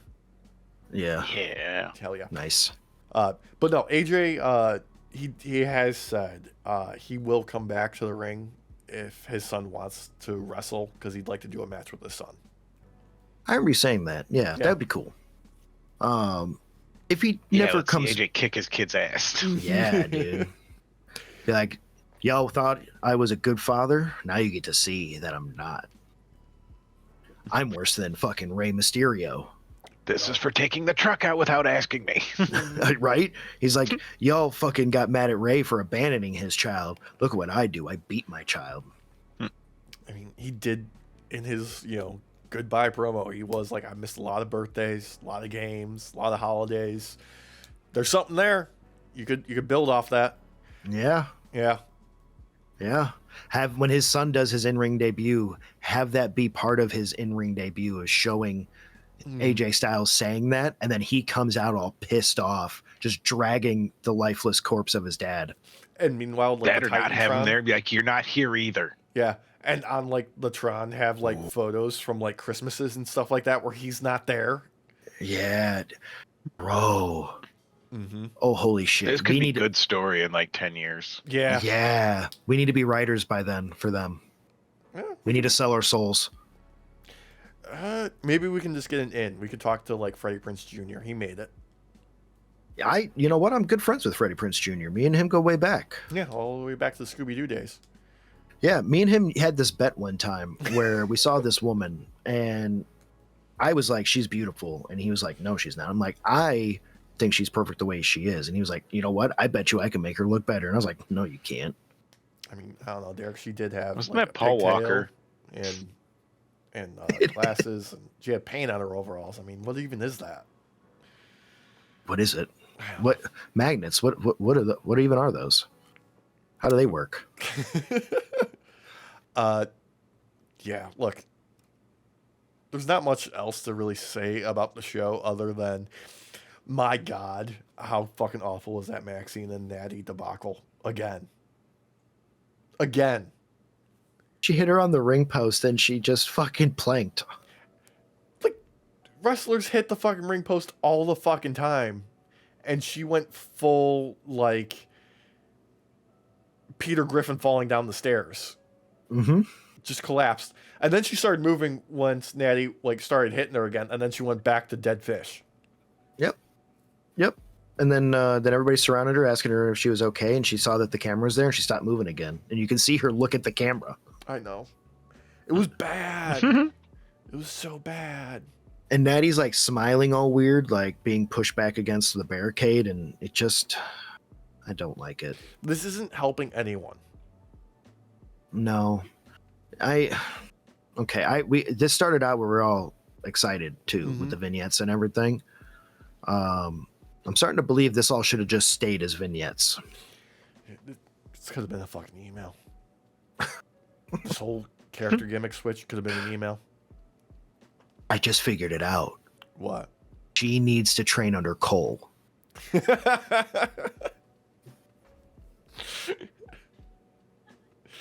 He wears the unitard too. Yeah, he does. Oh God. Yeah. I'm trying to think. You know what? Have El Grande. Wait. Original Grande Americano? Mm-hmm. Yeah. Have him. Old Americano? Yeah. Yeah. Mm-hmm. Get some Chad Gable action in there. Mm-hmm. Oh, OG Americano plus Chad Gable plus Maxine Dupree. Brother, I love that idea. I mean, at least to give a reason for why, Maxine and the Alpha Babe still use Chad Gable's entrance gimmick. Despite them being separated for over a goddamn year. It's almost 2 now. Really? God damn. Time doesn't work the way it used to anymore. No. Next thing you know, like a Supreme Leader might not be alive anymore. Oh, dude. I hate waking up. End of statement. Life. I felt that. I knew it. I was agreeing. I was like, no, me too. Yeah. This goddamn timeline. This fucking timeline. I saw someone describe it like, hey, the reason why everything feels so kind of like wonky and like time feels weird is because we're all still collectively recovering from the trauma that was 2020. That's what it is. I'm still of the mind that we are on the wrong timeline because we were meant to be in the timeline where Harambe lived. I don't think any of this would have happened had Harambe lived, personally. This all started when they fired up the Large Hadron Collider for the first time. Mm-hmm. We're in the bad place because of it. Yep. We're in the evil universe. We're in the mirror. The only way I know to fix that is for another guy to put his head in the between another Hadron Collider.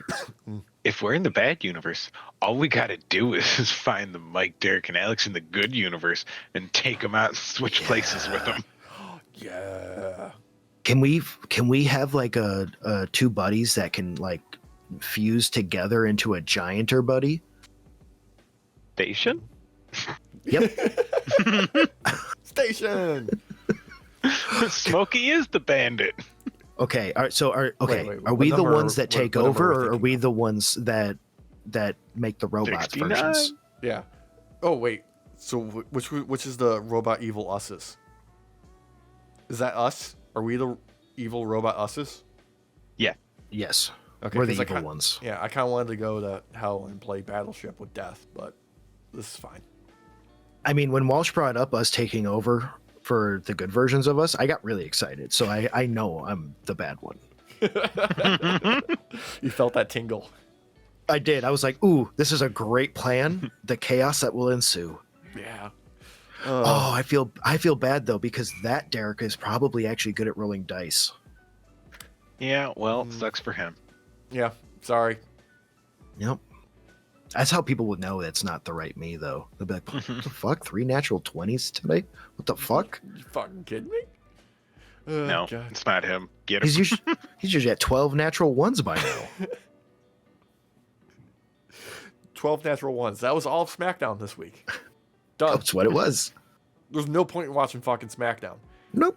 I had to get drunk to watch, like, after the first 5 minutes. I gave it 5 minutes, and then I started cracking open drinks. Having Danhausen debut on SmackDown would have been better. It would have actually made it worth watching. No, because people were actually watching Elimination Chamber. I don't think anybody's watching SmackDown. I don't think anybody is watching SmackDown in the audience, and I don't think anybody in the creative department is watching SmackDown. Is it like a TPUSA halftime show where it's botted? Yeah, it's botted, and they fill the crowd with people from Craigslist. That just leads more into the internet being dead. So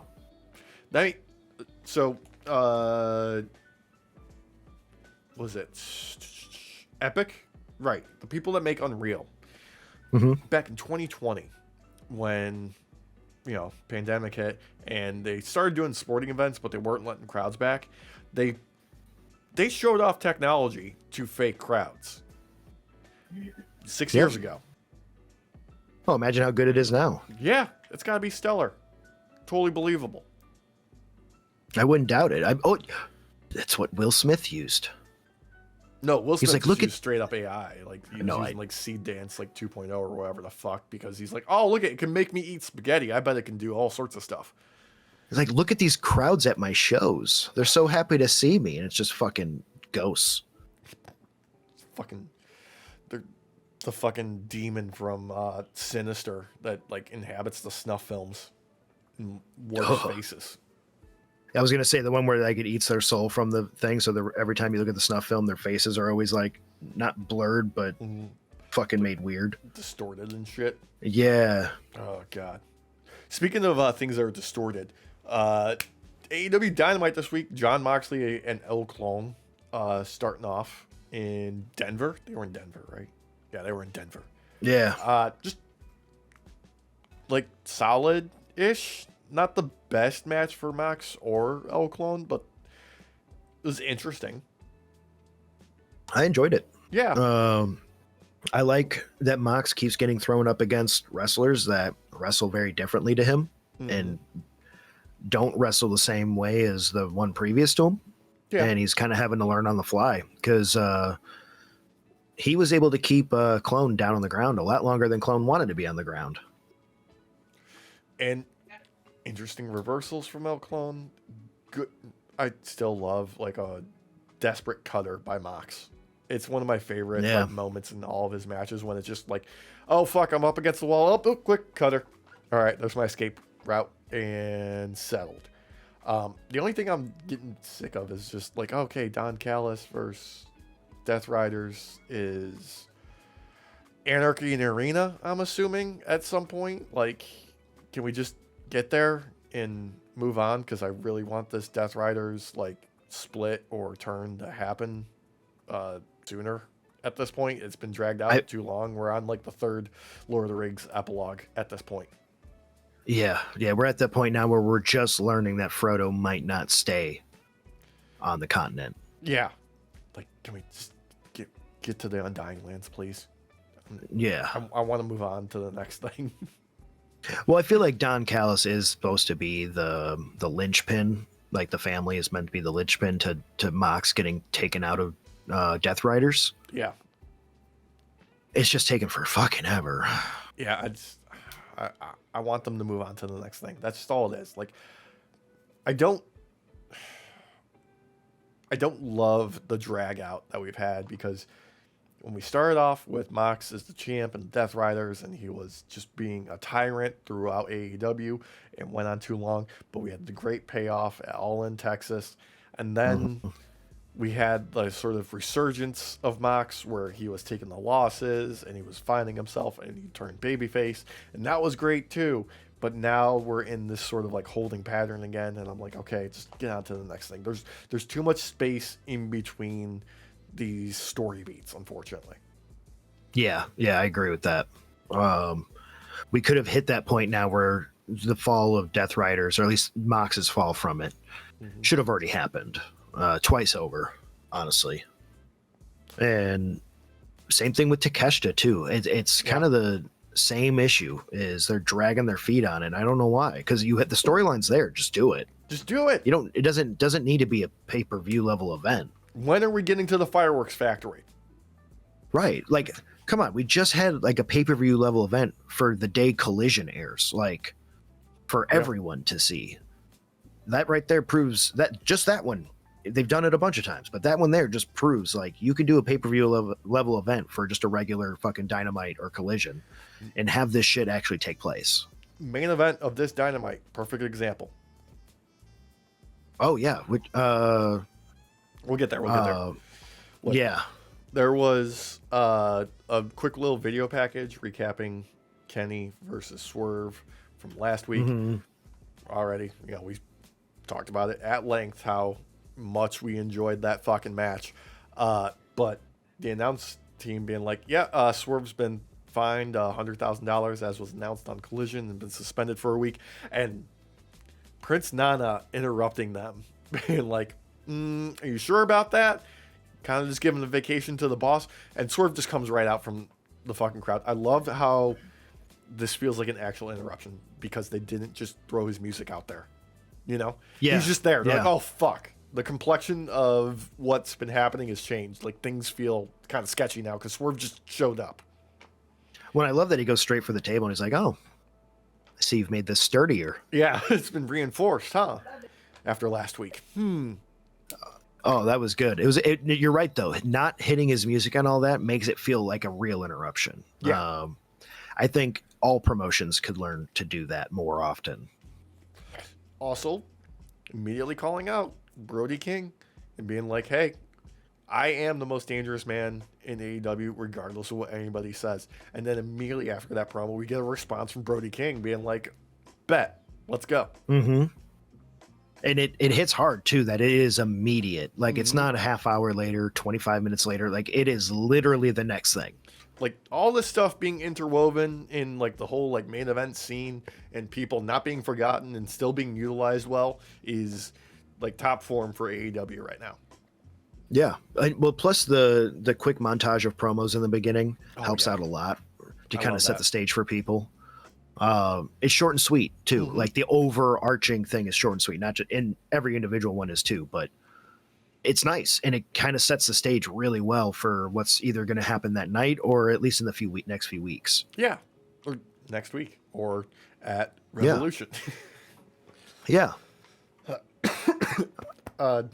We had a good match between Orange Cassidy and Gabe Kidd as well at Dynamite. Kind of really wanted Darby to rappel from the ceiling like Sting and kidnap either Gabe or Clark Connors. Either one of them. Would have liked that. It would have been great. But instead, he just comes out after the fact, after Gabe Kidd gets the win, and just it was a cute moment where he rolled the skateboard to him, and he like reached down to go get it, and he just hits him with a Canadian Destroyer. Like, that was cute. That's like the second or third time I've seen Darby do that in like in the last like year to someone, and it never gets old. It's always hilarious if the person goes, "Oh, a skateboard, thank you," and he's like, "Fuck you, Canadian Destroyer." That, and when he just does a caveman off the top turnbuckle with the skateboard on somebody's back, I'm just like, that one's fun. There's no way you can make that not suck to take, so it's fun. Dude, when he did it to Gabe in this match, the fucking trucks and the wheels land right into his side, like hit him right in the kidneys. I swear to God. Yeah, because the look on his face when that hits him, he's like, "Oh fuck, that's not supposed to happen."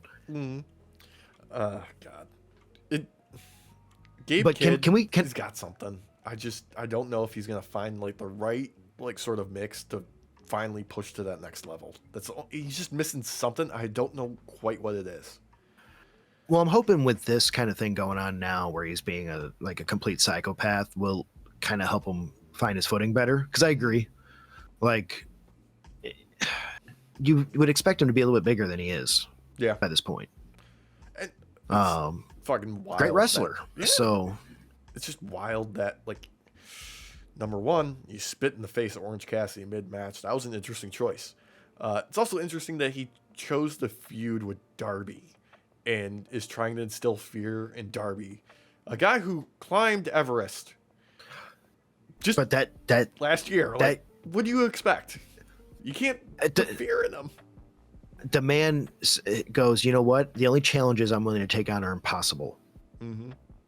He could be the Impossible Man. The Impossible Man? He starts wearing little trunks with just big old, like, eyes and, like, question marks like the Riddler. Yeah. I don't think he'd go for pie that. On his nutsacks. Yeah. On his nut sack. He doesn't have more than one. He's not a Krogan. We don't know that. Well, I guess that's true. We don't actually know that. Yeah. Can we highlight real quick, though, in this match, from the very beginning, the intro, when Orange Cassidy comes out, he's got a wanted poster looking for Roderick Strong because he's lost and he needs help finding him. Because and he'll give a $15 gift card to the. Okay. This makes me so fucking happy. I'm not gonna lie, because it just keeps pushing that narrative that like, no, Roderick, you're in conglomeration. You're our friend. You don't get a choice in this. He doesn't want to be there at all. At all. He walked out mid-match on OC, and still, like, Orange Cassidy's like, well, these conglomeration friends. Come on. We're all big, happy family. You're in the video package, like the intro for the conglomeration. Like, you're part of it. I fucking love it. That I was dying. When that popped up on the Jumbotron. Roderick Strong's whole thing since he came to AEW is like forced friendships. Because he did the same thing with Adam Cole when he was injured, and he's like, "Hey, come over to my house and help me with some things." Yeah, I know I've got, Taven and Bennett here too, but I need you to like move my couch and shit. Like, please, they can't do it. Yeah. Oh man. Oh, good shit. Also good shit. We get a quick standby match with Kevin Knight and Mansoor. I have all the time in the world for this. Number one, for when Kevin Knight hits Mansoor with the Manhattan drop, and like the camera angle switches to like the ramp, and like Mansoor like jumps up in frame, and like, no, don't show that. I don't want to see that. But I'm gonna say with sort of like his mannerisms in this, I think Kevin Knight has fantastic potential to be a cocky heel prick, and I hope we get there someday. Well, we got a taste of it with him calling out his teammate. Yeah. We got a taste where he's like, "Yeah, after you take the belt off MJF, I'm coming for it. I want my title shot." I mean, just like the cocky smile he had on in this match. I mean, I could see it like being something that I'd really have a lot of time for. Oh yeah, after he hit the UFO on Mansoor, he just couldn't take that shit-eating grin off his face. He was so proud of himself. He's like, "Look what I fucking did to you." Yeah. It's good shit. It was a squash, technically, but standby match. It was always fun. It's a fun little squash match, and it keeps that mentality of like, oh, hey, like not everything, like, we have contingencies planned for whatever happens. Like, we're prepared for this show without it being like, oh, hey, we need to have an impromptu match. It's like, no, this was already, set up with people that we had just in case. Like, that's why they're here. Yeah. It's a lot better than having someone win something because someone else got injured and then have them get injured on the very next show so they get pulled out of it so they can put an extremely less qualified wrestler in there instead. Hey, maybe, when you're putting together a match, maybe have more than one outcome prepared and not have every match be a foregone conclusion, Exactly. Yeah. But who thinks ahead, Alex? Yeah, who thinks ahead? Apparently, Hangman Page does. Because him and MJF are setting up the stip for Revolution, and Hangman knew that MJF was going to try some fuckery, and they decide that, hey, here's my stipulation. One way, no DQ, Hangman. If you even look at a weapon, you get disqualified, but I can do whatever the fuck I want because I'm MJF and I'm the world champion. Here's how we'll settle this. Coin flip. That's fair. Hangman's a gambling man. He says, why not? Flip the coin. Oh, MJF gets his way, and that's all she wrote. Except Hangman's like, hey, wait a second, let me see that coin. And MJF's like, no, I don't want to see that. And all of his friends and Brody King and Bandito are there and like, not so fast. Let's see that. Oh, trick coin. You gimmick this shit. You thought you were going to get away with it. Tony Khan's on the ear of Tony Schiavone. He's like, just because of that, we're getting Texas Death at Revolution.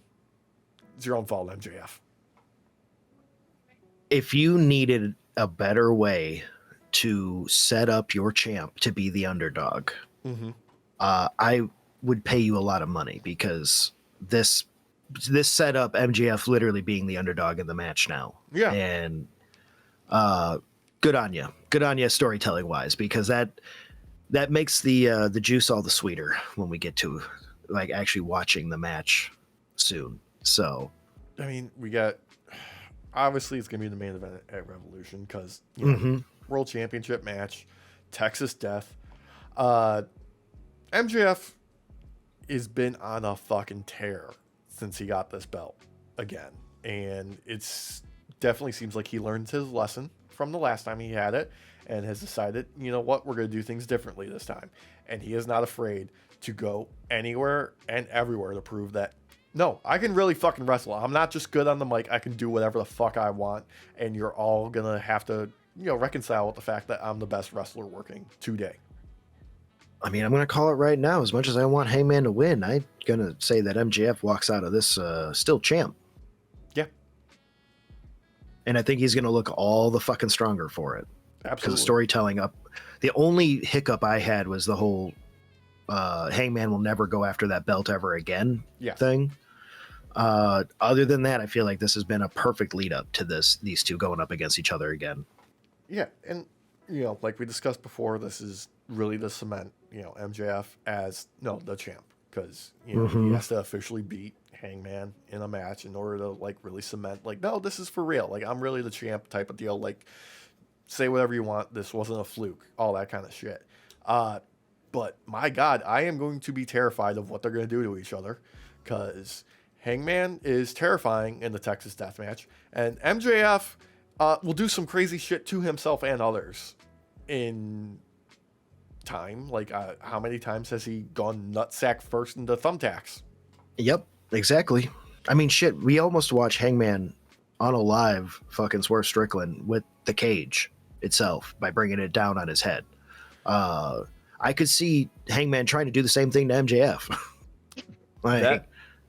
That match still is one of the more memorable, you're a sick fuck matches I've seen in a while, and just it sticks with me, especially after the match when Hangman had that moment where he was about to go back into the ring, into the steel cage, and we heard that woman scream. That stays with me still. Oh, so good. Literally, it will change your life watching that match. Yeah. It will haunt you. It's so good. But then again, okay, all right, let's go down the path real quick. MJF beats Hangman Adam Page, right? Yeah. who's the only other man that is willing to be as disgusting, if not worse? Oh, that's Swerve. Exactly. Look, it's Hangman, it's Swerve, and MJF. I feel like I'm comfortable saying this. He's gonna retain until Allin in London, where he's gonna face Will Ospreay, and Will's gonna take the win there. Well, I don't know about that. I agree that's where we're headed. Yeah. I just don't. This title run with MJF is a fucking shining star right now, and I could see a long title reign from him with this. Oh, absolutely. But he's already set the record. He I know. is the longest reigning, AEW World Champ that they've had previously on this last run. I feel like this one is really, he is out there to prove that he's just as good in the ring as he is on the mic. And I don't think he cares about anything else other than that. My thinking is we're going to get some extremely high-end memorable matches coming up with his title reign, because we already started to get them. Like the Brody King match was fucking phenomenal. The Bandito match. Yeah. Awesome. I mean, he's already proven he can go up against many different styles of wrestling. Like, I'm excited. He faced Zilla Fatu at House of Glory last week. Like last Friday. Yeah. And defended his belt. Yeah. And he's, what else? He's got another one coming up, because there was another match made at on Collision. Fuck, who's he facing? It's gonna be, doesn't matter. I don't remember. He's facing Kevin Knight. He's facing Kevin Knight. Worth. Because he called him out. Go for it. Yep. Love it. Worth. Yeah. Also, after this little moment, we got Brody King setting up a match against him and Swerve, and Bandito being like, you know what? I want to have a fight too. Who wants to face me? And Andrade answers the fucking call with Don Callis. I'm like, yes, please do this. Yes. Yep. Revolution? Yep. Fuck yeah. Okay, we're just going to have all killer, no filler Revolution once again. Oh, I'm so excited. The way that they set up their PLEs, even if it's 9 fucking hours long, it's worth watching it from beginning to end. Yeah, Tony Khan is definitely of the mind of like, no, you're getting your money's worth. That's what's happening. Seriously. Like, you're getting it all. Fun little pre-tape of the Brawling Birds. Jamie Hayter and Alex Windsor setting up that they're a women's tag team to be reckoned with. These two are just priming themselves for All In London. That's They saw the destination. They're like, how do we work backwards from there? Everything about their setup, their name, their gear, the dynamic between the two of them. They're just like, let's go beat some ass and then have a pint. I hope they come up with a move together called Bangers and Mash. Oh, that's what they should name the Heart Attack, their version of it. The Bangers and Mash. Yeah. Fish and chips. Ooh, like some sort of like ripcord move into something else. Yeah, like you start off with a fucking like setting up with a one-wing angel almost. Mm-hmm. And then as they do a spin, they get chipped from underneath. Yeah, just get just like a chop to the back, like somebody dives at their like the back of their leg. I was thinking more like a Hadouken uppercut. Okay, that works too. Why not? Street Fighter's out there now. Yeah. Do it. All right. But then this led into the Women's Tag Team Championship match. Babes of Wrath versus Megabad.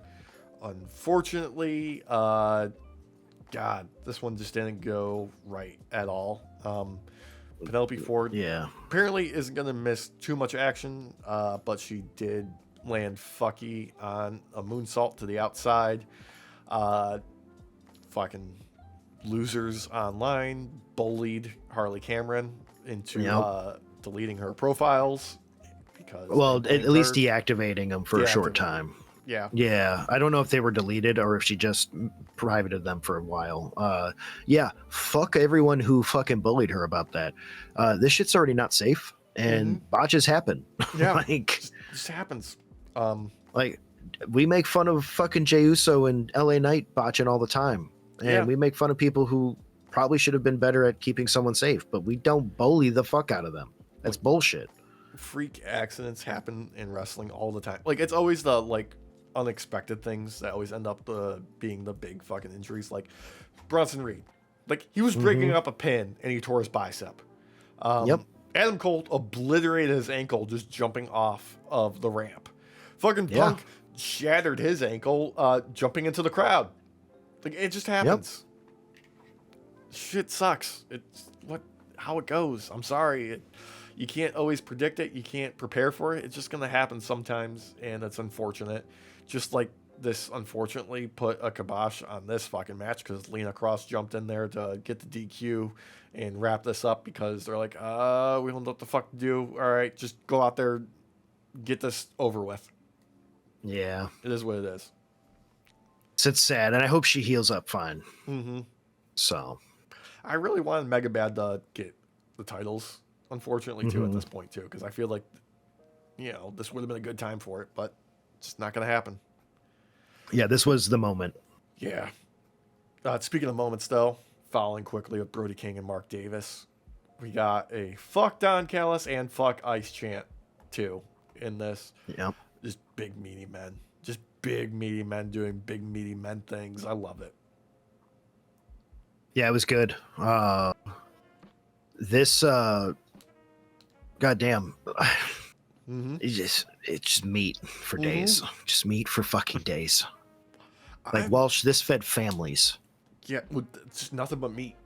This is like the Atkins diet. Nothing but meat on the plate, and that's all you're getting. Just being a carnivore.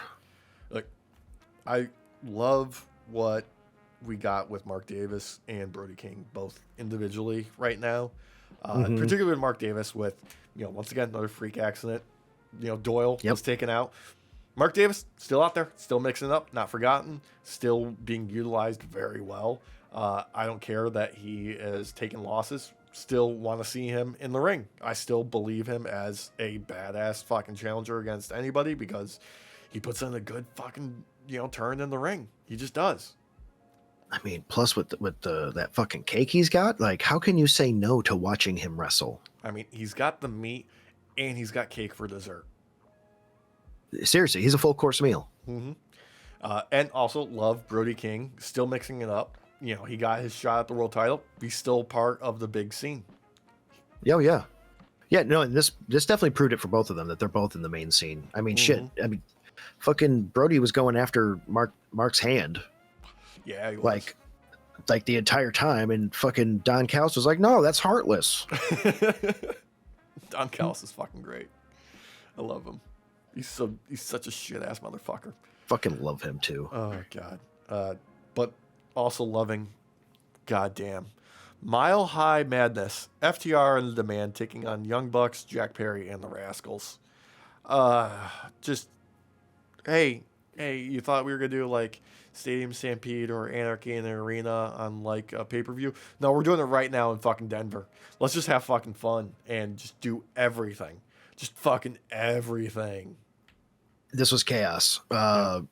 This was awesome chaos, though. Yeah. The crowd was so fucking happy. They were chanting 2 more tables. 2 more tables after Ricochet got put through. 1 more table. Then the last one, they go, no more tables. No more tables. God damn. This was just we're all gonna have fucking fun, but stakes are still on the line. Like there was still a whole storyline brought into all of this, especially with fucking FTR just obliterating the Young Bucks family because the Young Bucks they fucking double kicked Stokes out of his wheelchair. Dude, this match right here is what sells tickets to AEW shows. Like, this is why you want to go to a show live. It's so much goddamn fun.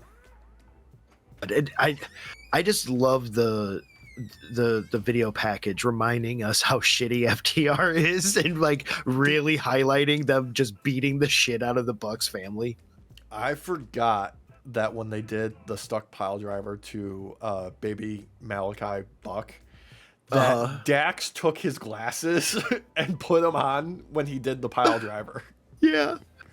I forgot. Yeah, because they did like a zoom in on Dax's face right after it lands. I loved it so much. Oh, God.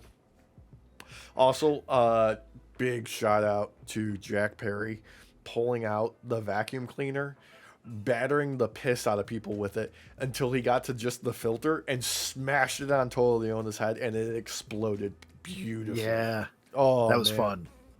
That was a lot of fun. This was just a great, fun match. This is one of those type of matches, Walsh, where you can throw it anywhere on the card and it's going to do great. Mm-hmm. It doesn't matter. This is absolutely, though, like one of those ones where it's like, we're putting this on last to send the crowd home happy, because that's... Yeah. There's you can't follow this. You just can't. Well, you could. It's just you would, by the time, you'd have to put it farther back enough to where once you hit the main event that you feel like your palate has been cleansed. You need time to recover. Like, yes. This is a kill the crowd type of fucking moment, especially with the shenanigans involved. Okay, Stokely being used as a battering ram, where he's in the wheelchair and he puts both fists forward to knock, I think it was Matt, or it was either Matt or Nick Jackson, down the stairs in the arena. Myron Reed coming from backstage, crash test dummying, throwing his body over the top rope just to hit a cutter was fucking beautiful. The Rascalz hitting a double Spanish fly on the barricade through multiple tables. Yeah. Fucking Total Leona just doing monstrous things where he's picking up multiple people in a combination Samoa drop and world's strongest slam. Just insaneness. Fucking quintuple super kick party. Yep. Yeah. Yeah. Every face got a chance to do a super kick there. Yeah. Loved it. Just all sorts of insane shit. Also, surprisingly, the Bucks launching Jack Perry into that flying knee so he gets the win and the pin on Ricochet. Awesome. But and it leads into their rematch for the belt again, too. Can't wait. Can't fucking wait. I'm here for it. And this match fed families as well. Yes. Walsh. Mainly the Bucks families, because they need the money because they got all injured last week on Collision. Yeah.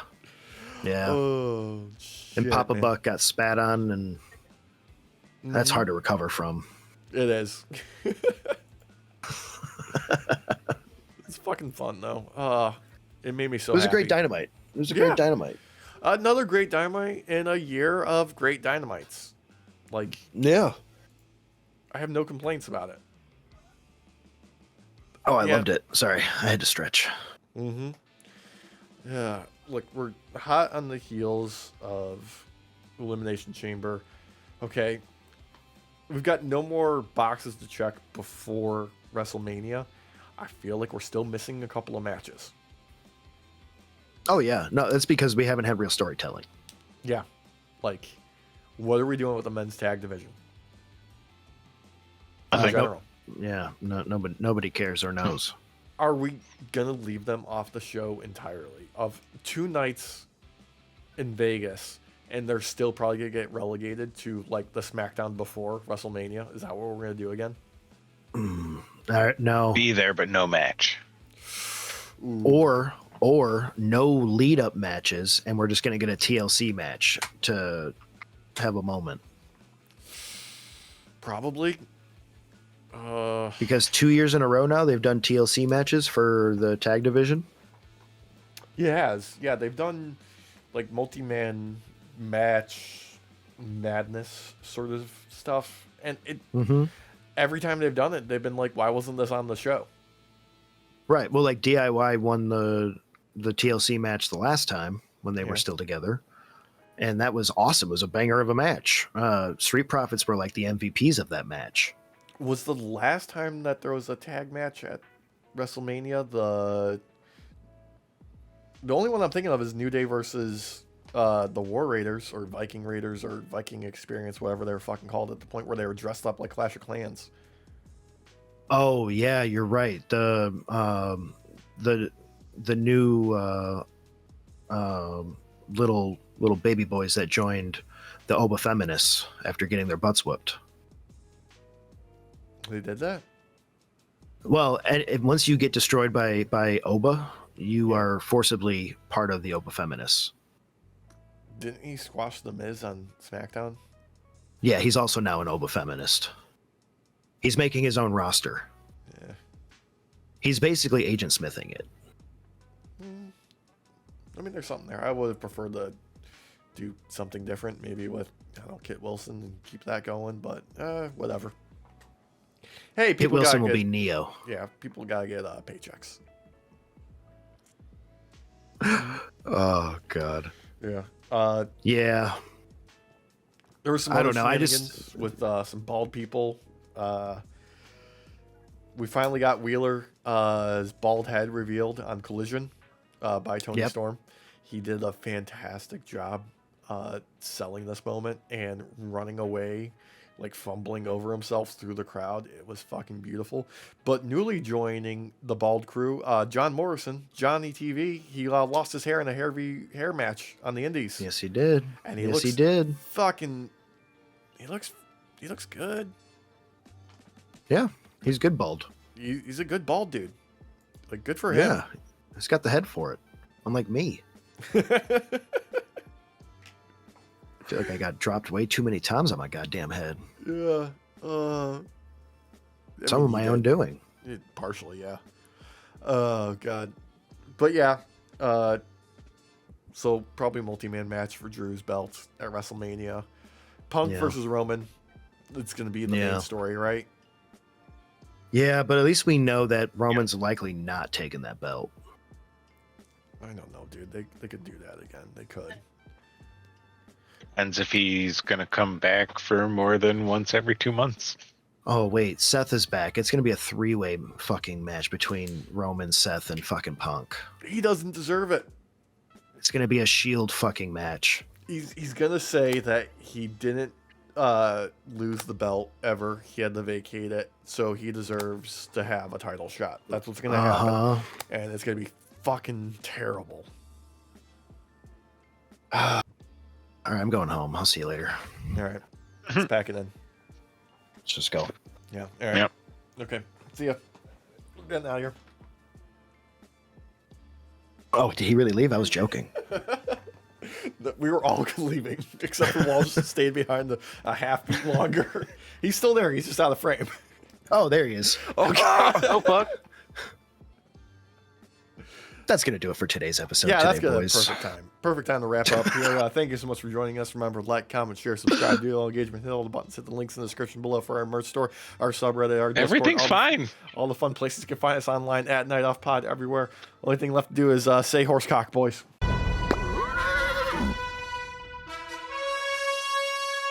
Horsecock. Horsecock. Oh, I'm back. I thought you were literally just going to leave and not come back.